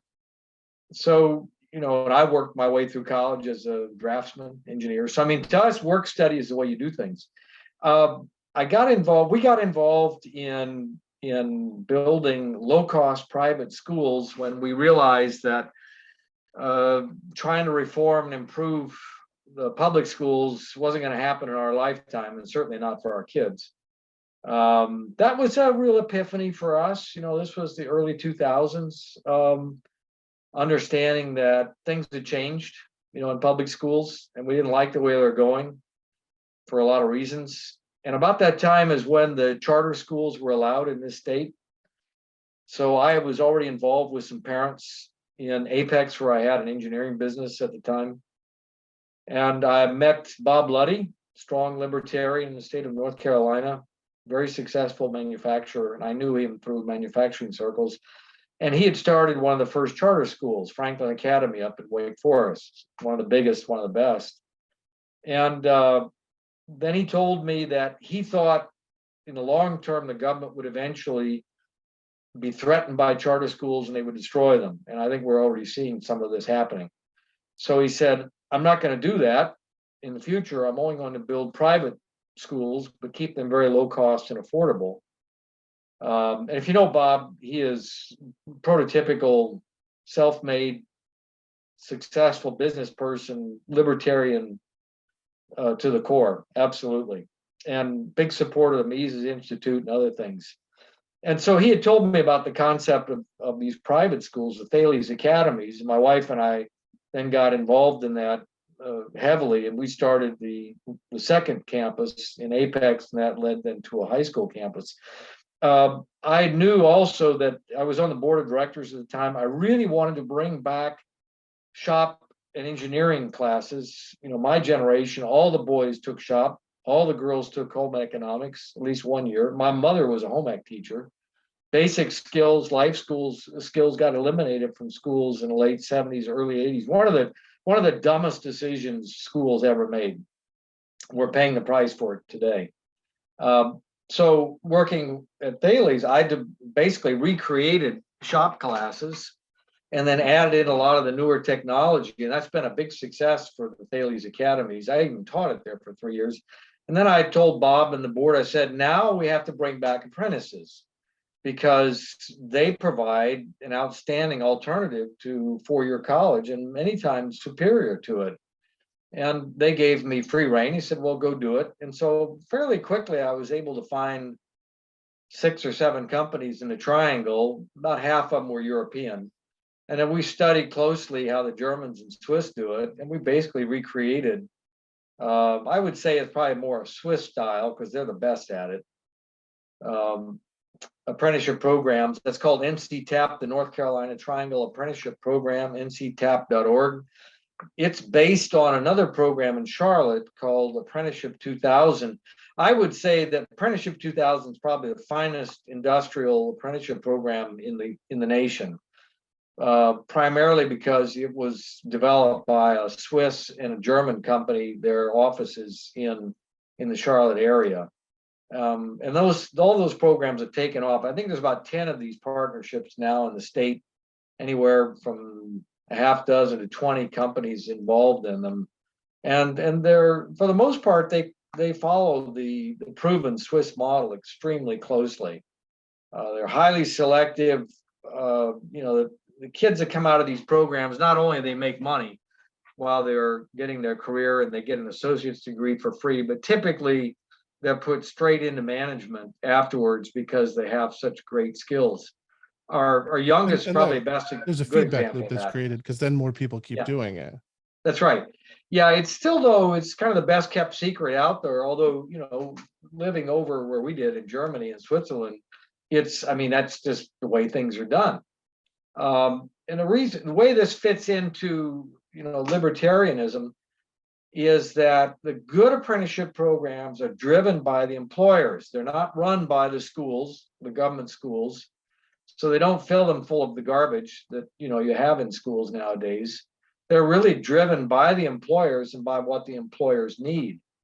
Generally, it's a huge investment for these companies. So, they're careful about choosing getting the right fit for the school and to make sure that apprentice likes the job and he's going to stay there for the rest of his career. So, these things bring tremendous stability into people's lives. You can imagine a parent, if the child comes home and says, hey, I chose, career XYZ. He's age 16 and I just won a slot as an apprentice. The parents, basically, to them, their job is done because they know they're going to get an education and a start into a terrific career. About half of all of the people that finish apprenticeships in Switzerland go on to higher degrees, and they're typically paid by their employers. And even here, see, our youngest apprenticed as an aircraft mechanic at the little Siler City airport, but his mentor was just a terrific teacher. And then he worked at a few airports. Of course, he was, independent right out of high school, had his own apartment, and worked at some airports, got hired by General Electric building jet engines in Durham. Not a bad And then, career. yeah, so all air conditioned. And then they said, we want you to be a manager. We're going to pay for your bachelor's degree in aeronautics at a college that I couldn't have afforded. And he did that. He said it was really easy. And now he's head of all QA for GE in Durham. It's their largest final assembly plant. He didn't go to college, didn't need to until they paid for it. But see, that's typical. That's typical in Germany, Switzerland, and Austria. And so it provides a young person just huge stability in his or her life, and to the parents, and it provides them a fantastic foundation on which to build the rest of their lives. They may or may not stay in that same field. Very often, eventually, these people go on to start their own businesses. I mean, most of my clients in Europe in industry were started by some kid that did an apprenticeship and then went on to come up with a better widget, maybe a Rubik's Cube or something, and turn it into a world-class business. This is also a great way to revitalize rural communities. Because often rural communities are strong still in small manufacturing and small businesses, and these kind of businesses then these have deep roots. Those kind of businesses employ family members for generations, and they stay in rural communities. You said Yes. something right there, and I got to ask Ryan, what's more Yeah. important to revitalizing rural communities, apprenticeships and industry, or Rubik's Cubes? All right. It depends if you can build a better Rubik's Cube or mousetrap. But I actually want to jump in and build on that because maybe it's not, building a grassroots organization or whatever the topic of this is. But my first job out of college, I went to App State, and a guy down the mountain, he has his own business, and I don't think he'd be upset with me sharing his name, but I won't. But his company, he has apprenticeships. He has people right out of high school. And they're a cybersecurity company. And That's awesome. And I was sitting there right out of college, and my cubicle mate was someone who was 15 or 16 years old. and they've got them, trained up basically from the start, and it's a rural community. And it's just one of those things, like when you're looking to build something grassroots, you're looking to build something long term. It is sort of revitalizing to that rural community, and it does provide that stability, because I think that person is still at the company a couple years after I left, and I wouldn't be surprised if they start their own company in the future, just because they're that kind of person who's been trained in it, and go forward and do it. Right. So that's, you touched on the aspect of apprenticeship from the ground up, building success. And these are people who very much more often than not go on to be successful. Mhm. But then there are these other fraction of people who come home and say things like, Mom and Dad, when I grow up, I want to be in a band, or even worse, I want to be a politician. And that's what I want to kick over to Dee, because Ryan and I have spoke a lot the last 2 weeks about a sort of the direction that the party's going, what we want to see with the party in general, but you have a very specific focus and a very important focus. And one of the things about running candidates is that almost all the time they lose the first time. Like, becoming a successful candidate is just as much a process as an apprenticeship in a very different setting. So when you're trying to build grassroots, when you're trying to get something started now that pays dividends in 3, 5, 7, 10, 20 years, what are you thinking about? So my father was on the Board of Education for 20 years, and I started campaigning probably at the age of 5. Christina, our candidate coordinator, she's got her kids out there. So even children can work on campaigns, and it actually taught us a lot. But when we talk about the grassroots, there's always this focus on these higher level races. That is not the place to start. The people who start in those higher level races and win, maybe if they're a billionaire, but anybody can make a difference in their own community. And we need to start on races that are very local, particularly odd-yeared races. And the reason is, I think people are thinking everything's rigged, but in these small local races, they're actually not. The Democrats and Republicans are not that organized in these particular races. And it builds name recognition, and we can win those races. And the way to win and build a base is to start. And you're talking about apprenticeships. You don't start by running for governor. You start by running for common council. You start at a citizens advisory board. You start really, really local. And I mean, you guys are talking about apprenticeships through technical fields, but I actually worked at Duke Cancer Center for 10 years as a statistician, which is a highly skilled job, and it requires all these degrees. And the first job you get is the hardest job you get to get in that, because you don't have those connections. And I remember going in there and I was bombing interview after interview, and everybody had told me, don't talk about what you did in high school. Don't talk about high school experience. That was the worst advice I ever got. When I was at Duke University, they looked at me and I slipped and I said what I did in high school. And they said, we're a cancer center. You probably don't know what that is. And I said, in high school, I worked at a cancer center. I did an internship. Their eyes lit up. They said, what cancer center? And I said, well, Roswell Park. And they said, and they knew, they'd been there. They knew exactly what I was talking about. It was like an instant connection. And that practical experience, they had no interest in what I had spent the last 9 years learning in school. What they were interested in was where my passion came from, learning that when I was in 9th grade. So yeah, I'll add a point to that. I can tell you a little story here. A good friend of mine, Robbie Earnhardt, he's part of the Earnhardt Motorsports family.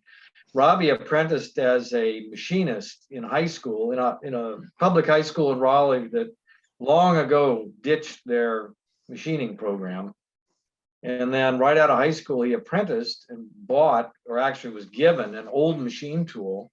And he turned that into a terrific business up in Wake Forest. He makes tooling for the plastics industry. In fact, if you have disposable contact lenses, the molds for those were probably made by Robbie Earnhardt's business. up in Wake Forest. Robbie does not have a college degree, but he has a very nice collection of muscle cars. And he was telling me, because he was one of the initial partners in our apprenticeship program, and he used to hire engineers straight out of NC State. And he told me last time I told him, talking, he said he's done with hiring graduate engineers. He says they know nothing. They're afraid of machinery. He says, my apprentices that I'm pulling out of high school are fantastic. They're more mature. They have all kinds of skills. They're all cracks on the computer stuff they all know already. And I think that's a great testament to the power of it. And, you know, it's, again, the apprenticeship program, you can apply it to any career, seriously, any career, including medicine, including politics.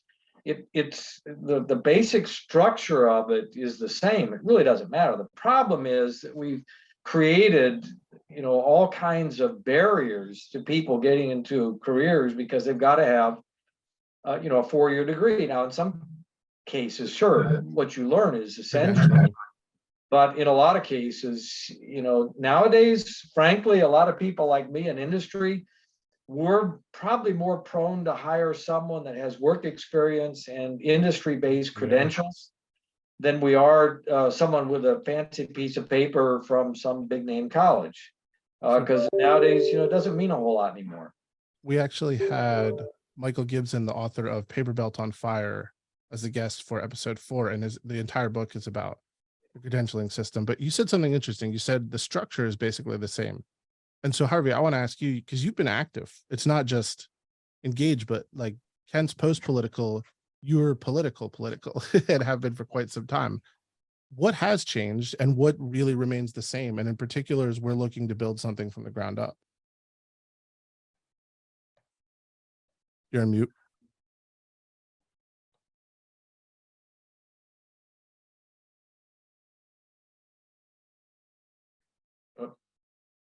Apologies. I think, honestly, I think COVID and the COVID hysteria was a watershed event. Many authoritarians tipped their hands and showed us what their true colors are.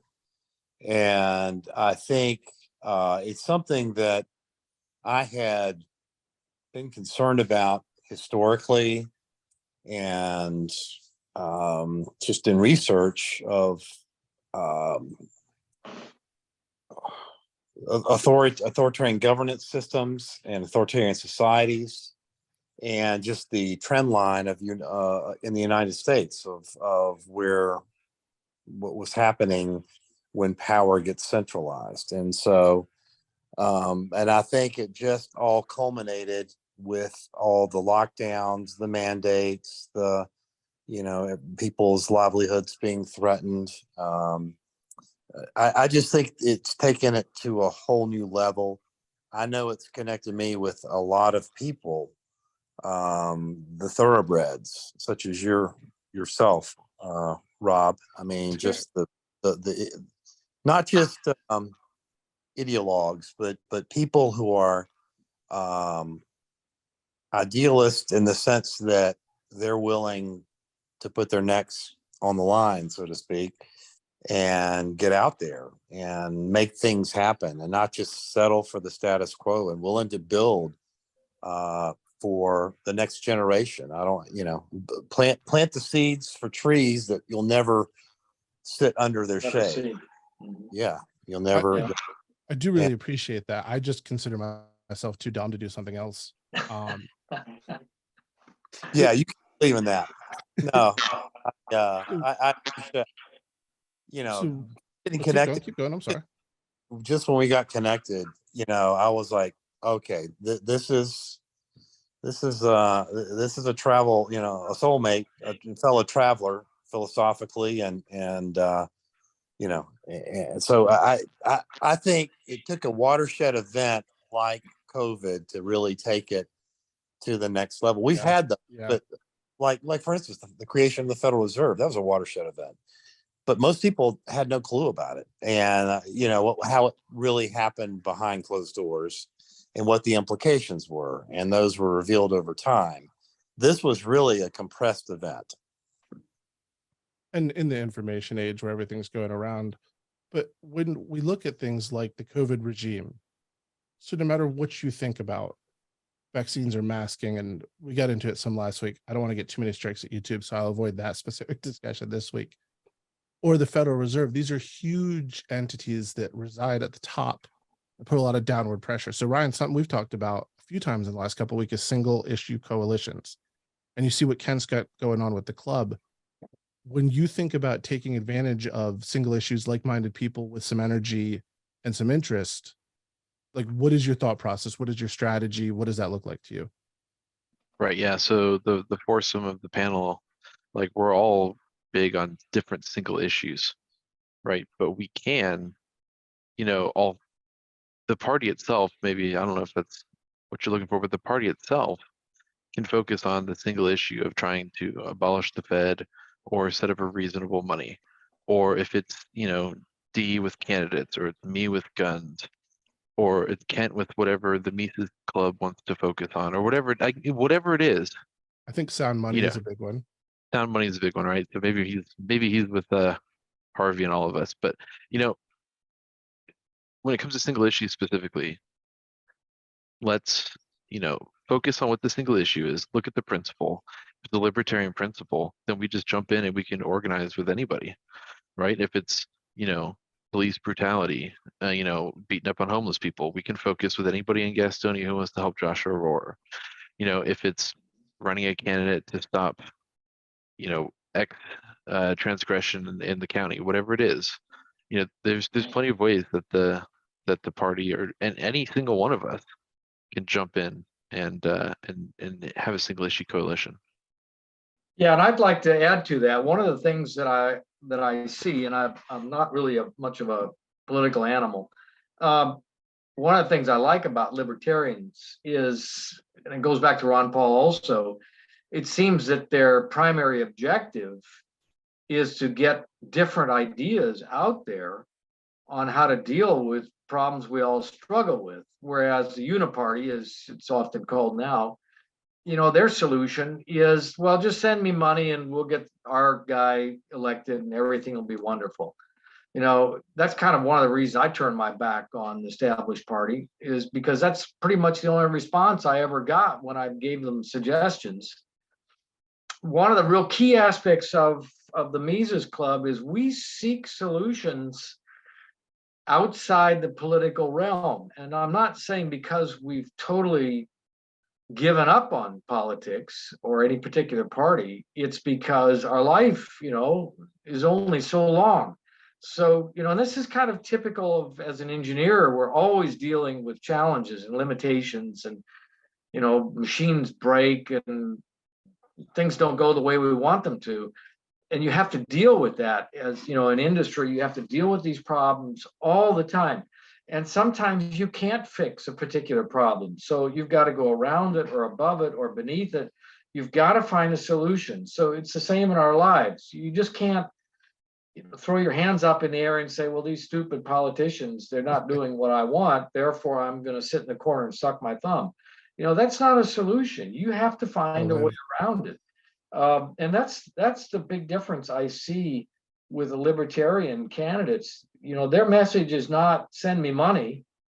And I don't get my mailbox full of, solicitations for money like I do the Uniparty, but they're really proposing concrete ideas that make sense. I mean, I think that's, and especially if you're in areas where people are open to that, like rural communities have been ignored by the Uniparty. And I mean, frankly, that's one of the reasons Trump is so popular in rural communities, is because he's not a party guy. Yeah. They may not agree with half the things he does or reacts, but it's more, hey, here's somebody that actually pays attention. And he does a rally in a town of 3,000 people.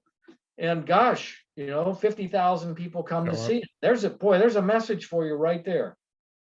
So I want to follow up on something you said there, though, because one of the things we definitely struggle with, and I push to ask for money more often because we never do.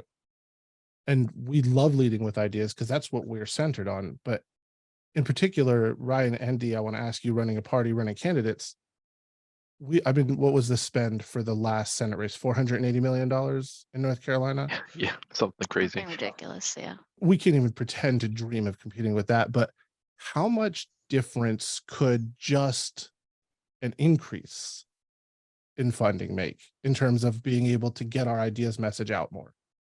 Right. Well, yeah, you said, you don't get any mailers, but that's because we don't have a ton of money to send out mailers. But I hate mailers. Don't send mailers. That's fair. We Well, would never send you one. I didn't think they were wise. I just said we didn't have enough money to spend them out.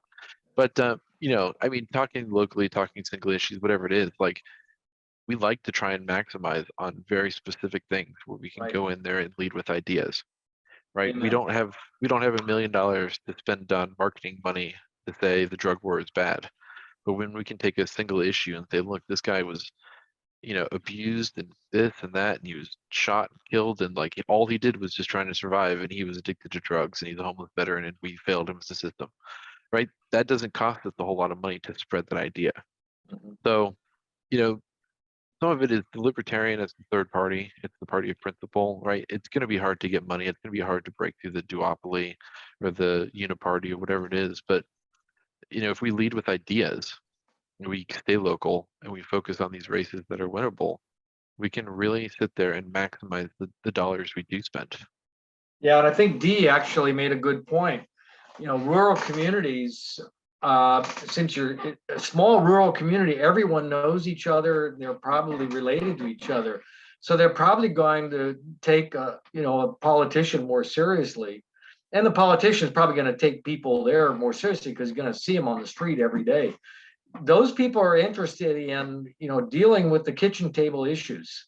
Yeah, Federal Reserve, okay, and I've even warned the Mises Institute, stop writing all these articles about things that we already know are bad. We know that stuff. Give us solutions.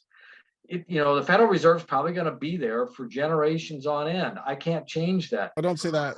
I know it would be nice, but I mean, give me a way to get around the problems that it's causing. So when you then focus instead on Bitcoin and on other currencies and other ways of exchange other than government money, now there's a useful solution. And when I can go to my Apple, my fruit stand, and the ATM's got a Bitcoin on it, that sends a huge message to a person that this is pretty much mainstream.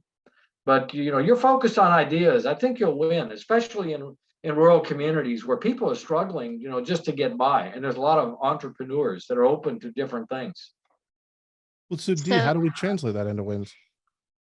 Okay, well, so first of all, on the ideas thing, I think it's important to understand it. You're right, it does go over well in rural communities, but you kind of pick your issue. Ryan's right, we're working in single issue coalitions, and it actually does work in urban areas either. It's just different issues where you connect. So I was recently talking to a progressive communist who is very much into the peace movement. And he said his big advocacy is for Palestine, and he wants to help the Palestinians. He's an Israelite.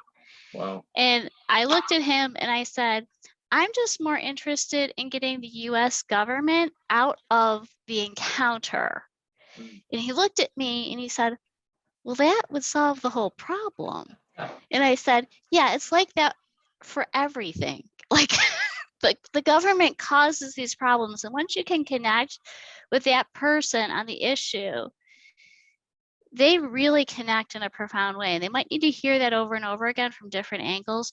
So that's how we win eventually.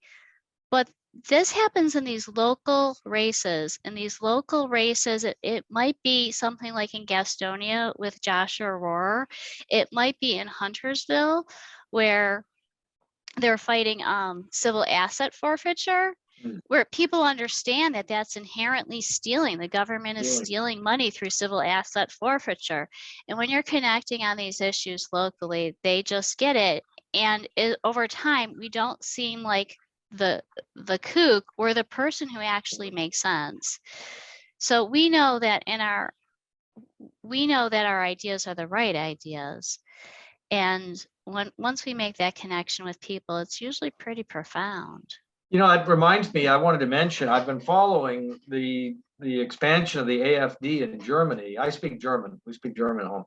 The AfD, or the AfD as they call it, you know, it's been called right radical and all kinds of things.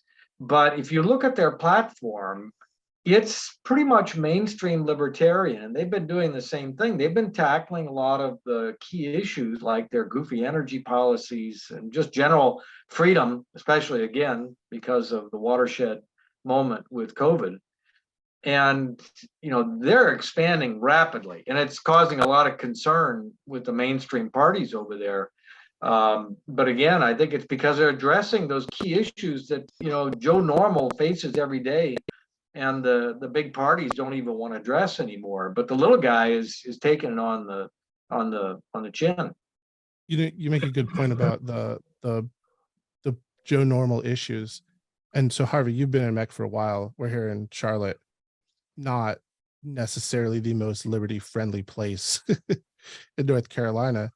So Kent, D, Ryan talking about the single issue stuff, the more rural areas, some of the localities, but how do we start to make a dent in somewhere like Charlotte, where it's 1 million people, it's 60% Democrat, it's 30% Republican, and they're all hard Democrat and Republican? That's a great question. I really think we need to focus on the non-urban areas I really do. I'm not willing to relinquish, you know, totally give over to the uniparty, you know, the idea for it. But for realistically political races, I want our ideas out there. Okay. And I think the ideas will sell themselves. So in that regard, I want to engage, but not necessarily political races, but I agree with the idea that we need to politically focus on the Gastonia, Union County, Rock Hill, the outlying areas. I think we'll gain much more traction there, and that will be an organic thing rising up rather than a top down. So on that note, I do want to be respectful of time. So here is my last question for you, Kent. You have decided to come out of your post-political retirement for just a little while, and you're now the strategic advisor as a consultant to the Libertarian Party of North Carolina. Wow. What's the first thing you'd recommend we do? I think what Harvey just said is very good. I think people in rural communities, I'm from rural communities, that's where I live, and a lot of my business associates and suppliers are small businesses in rural America. They feel neglected. They feel neglected by both parties. They're not stupid. They understand basic economics, and they're dealing with a lot of problems. So I think Harvey said it well. I think you've got a lot of potential. Remember that, you know, races in recent years have generally been won, especially, you know, for Republicans, they've been won in rural communities. And it drives, of course, the establishment nuts, because people in rural communities are generally very strong-willed, independent-minded, self-starters, and you know, they don't need the big city folks, but they're still going to get along, and they do need, though, representation. So yeah, I think you're probably going to have good chances out there. I would focus. It's, you know, it's going to coffee shops, and it's going to small town fairs, and being out there and taking on those positions, school board position, dog catcher, it doesn't matter really. And local issues, of course, but I mean, everyone's local issues are the same. You know, is my job going to be here tomorrow? Do my kids have education? You know, the basic service is going to be there. Is, you know, the people running this town, maybe they're corrupt. Is anyone going to do anything about it? That's a problem in a lot of rural communities in our state. You know, there's some pretty corrupt rural governments out there, and they've been that way for a long time, and no one's got the guts to take them on. Well, that's a perfect note to end on. You want to fight corruption, you want to fight tyranny, start in your backyard. Amen. Yeah. tear it down from that level. So Kent, Mises Club, an unofficial approved connection with the Mises Institute. You will be in Banner Elk, I believe, when this releases. Is that correct?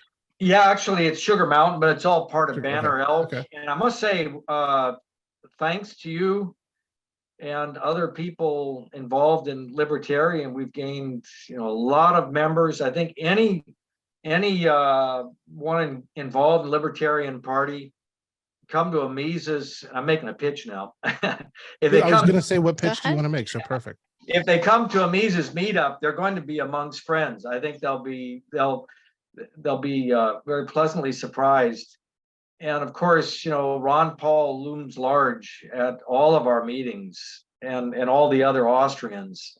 So I'm not surprised really that there's a close connection between the two. Well, Rob, Robbie, go ahead. Quote very quickly.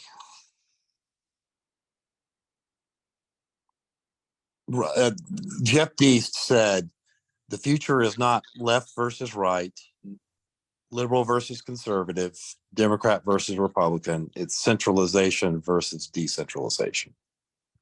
Absolutely. Amen.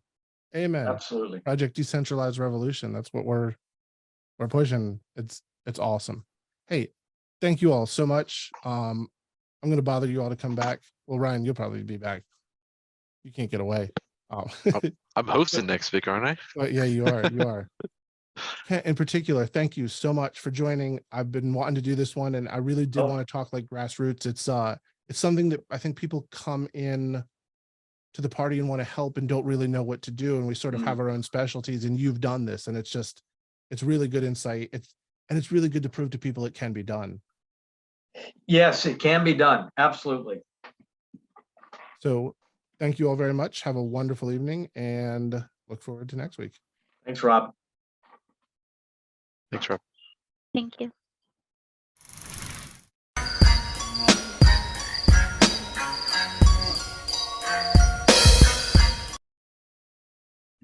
Hello, everyone, and welcome to the Sports Ball edition of Liberty Inc.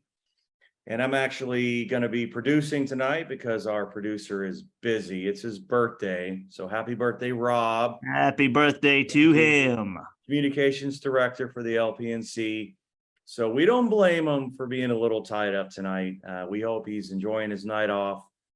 So therefore, we're producing the show ourselves. So what's on the agenda tonight, Dub? What are we going to talk about first? Well, since the last time we met, baseball came off its All-Star break, and in so doing, it also it's becoming apparent, teams are going to be either buyers or sellers for the upcoming trade deadline, and one of those teams are the Los Angeles Angels of Anaheim, who seem to be mired because their star Shohei Ohtani is a free agent after this year. And, if they don't make the playoffs, then it'll be him and Trout failing to make the playoffs again for I don't know how many times. And especially now that you get 7 a league now for the playoffs, it would be a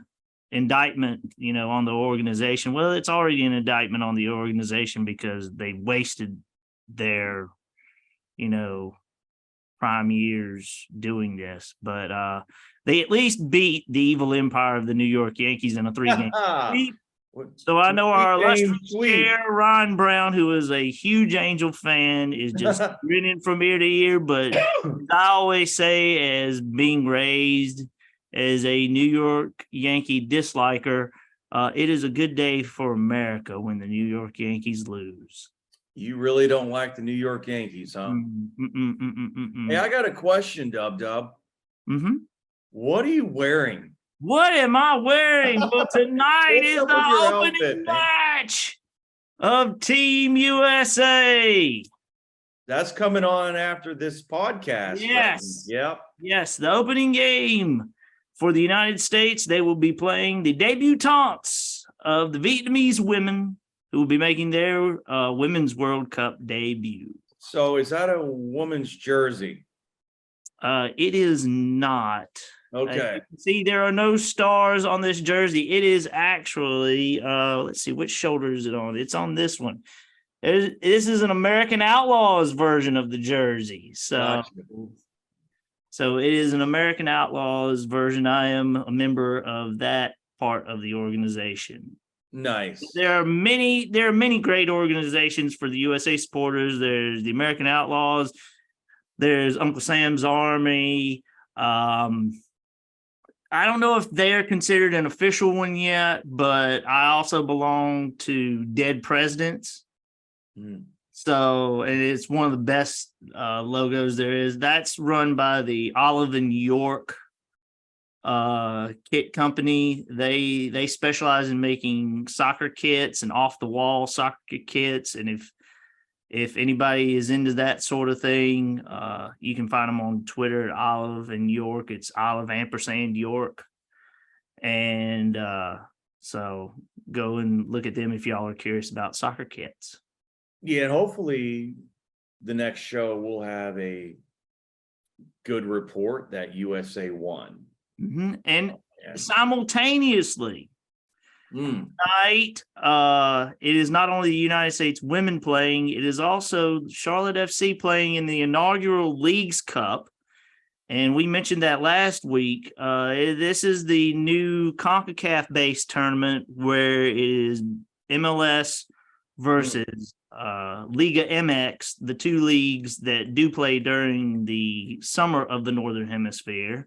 Right. And they play FC Dallas tonight in an opening round game. And in this tournament, it is almost like the US Open Cup.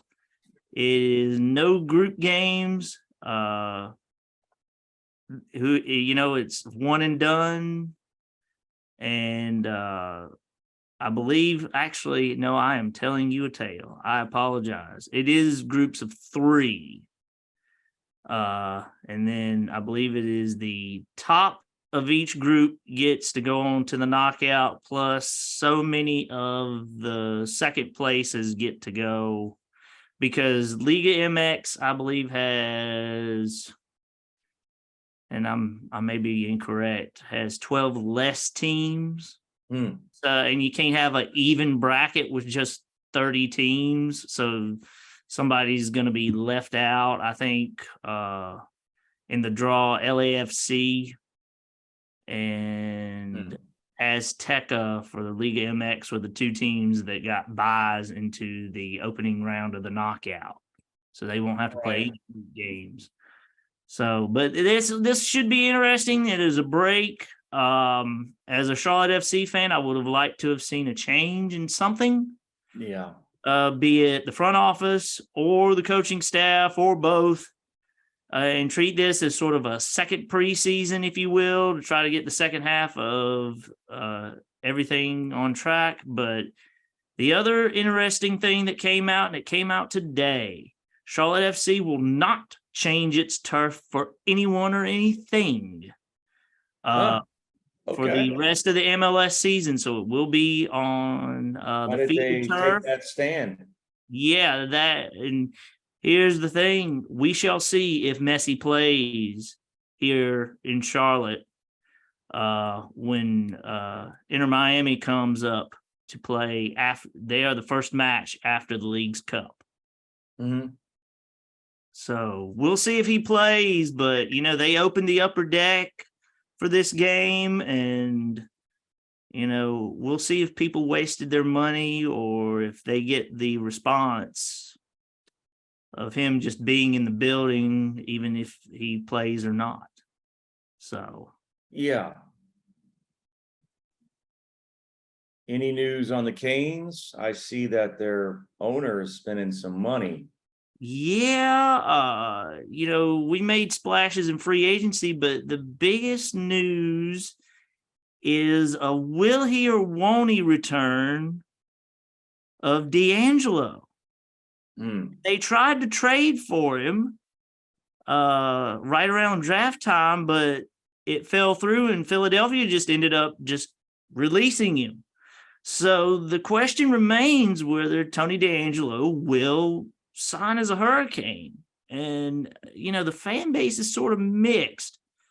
And I don't come on any side. I'm sort of a neutral in this whole thing. I don't care whether he signs or not. I just care about who we have. If he becomes a Cane, great. If he doesn't become a Cane, so what? He'll just be a quote enemy, and I'll root against him. Simple as that. So, Right. uh, How many days away are we till the puck drop? I think 82 days. yeah, we are KK days away. How many? It's 82. Hesperi Yep. Kokaniemi days away since his is Right. 82. 82. Yes.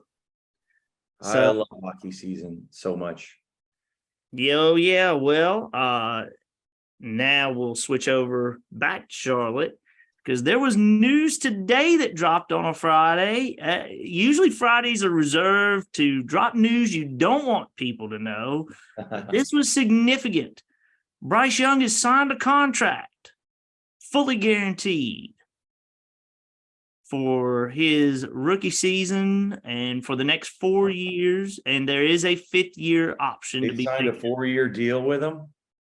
Well, Without even this is under the new CBA, Yeah. similar to the CBA that was instituted. Now, do you back think when- that was a smart move to sign him for a 4-year deal, possibly 5-year deal, without him playing one game yet?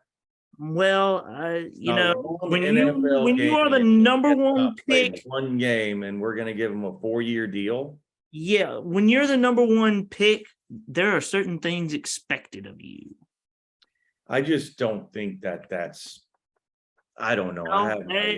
mean, we don't know how he's going to do. The same thing was said in 2011. Okay. When a man named Cam Newton was selected from the University of Auburn. Right. And they said, why are we paying this quarterback $22 million a year when he hasn't thrown a down a football yet? Right. And that's my thoughts. And here's the thing. Look what he did. And they're expecting the same thing. And also Cam Newton was a number one pick. Mm-hmm. I will guarantee you, because he is a rookie, he is going to start the first preseason game. And he may not be out there the whole time, but he's at least probably going to play at least a quarter. Okay. Just so he can see sort of game speed, what the NFL is all about. So, but it was important that we get him signed because that's sort of important that you get your first round pick signed before training camp, because you don't need a rookie missing any time in this situation. Yeah. So if he sucks, we're stuck with him for 3 more years. Well, yeah, basically, but we're in a good cap situation for once. Yeah. After this year, a lot of suck, but I'm just saying, like, if it sucks, like, that's a lot of money. Well, yeah, but at least it's not like the old days. Sam Bradford, many, many years ago, when he was the number one pick of the Rams, you want to know how much he got as a first round pick? How much? $55 million. Wait, do what? Yes. And that was a contention lockout in 2011, was that rookies were getting too damn much. And they said, we have got to cap rookie salaries because they haven't proved a damn thing yet. And so that's why you're seeing these deals. Sam Bradford was a $55 million quarterback before he even played a down football in the NFL. That's crazy. Yeah. And you saw what type of career he had. His wasn't a suck career, basically, but he ended up getting injury riddled, and his unfortunately was just a bad luck career rather than he sucked career, because Bradford, when he was healthy, was a serviceable quarterback. He just could not stay on the field, unfortunately. And, that is why we have the system we have today. And also the contract is fully guaranteed. That was probably another sticking point, because if you're the number one pick, you want to have that security, you know, for himself, his family. And like I said, we are now in a stable position as a franchise of where we're headed. We actually have a direction instead of being haphazard and not knowing what we're doing. Like I said, I am really bullish on this team. A lot of pundits have the Panthers finishing in third place, but I don't think so. I think the Panthers will actually contend for the Southern Division Championship. Okay, So nice. That's some big words there, Dub. yeah, I know. And I'm saying this in a public forum. And I'm one that will take responsibility if I'm wrong. Big words. Yeah, exactly. Well, great, man. Well, are you ready to wrap it up? Well, the thing is, I am, because we are getting ready to kick it off, and in our time that we're recording this, it's only 3 minutes to the approximate kickoff of the United States and Vietnam. And I believe we've said all we need to say for this edition of the Sports Report on Liberty Inc. Thank you, everyone, for sticking around. And I'm Travis Groo, and this is Dub, and this is the sports edition of Liberty Inc. Thank you, everyone, for sticking around. Thank y'all very much. Bye.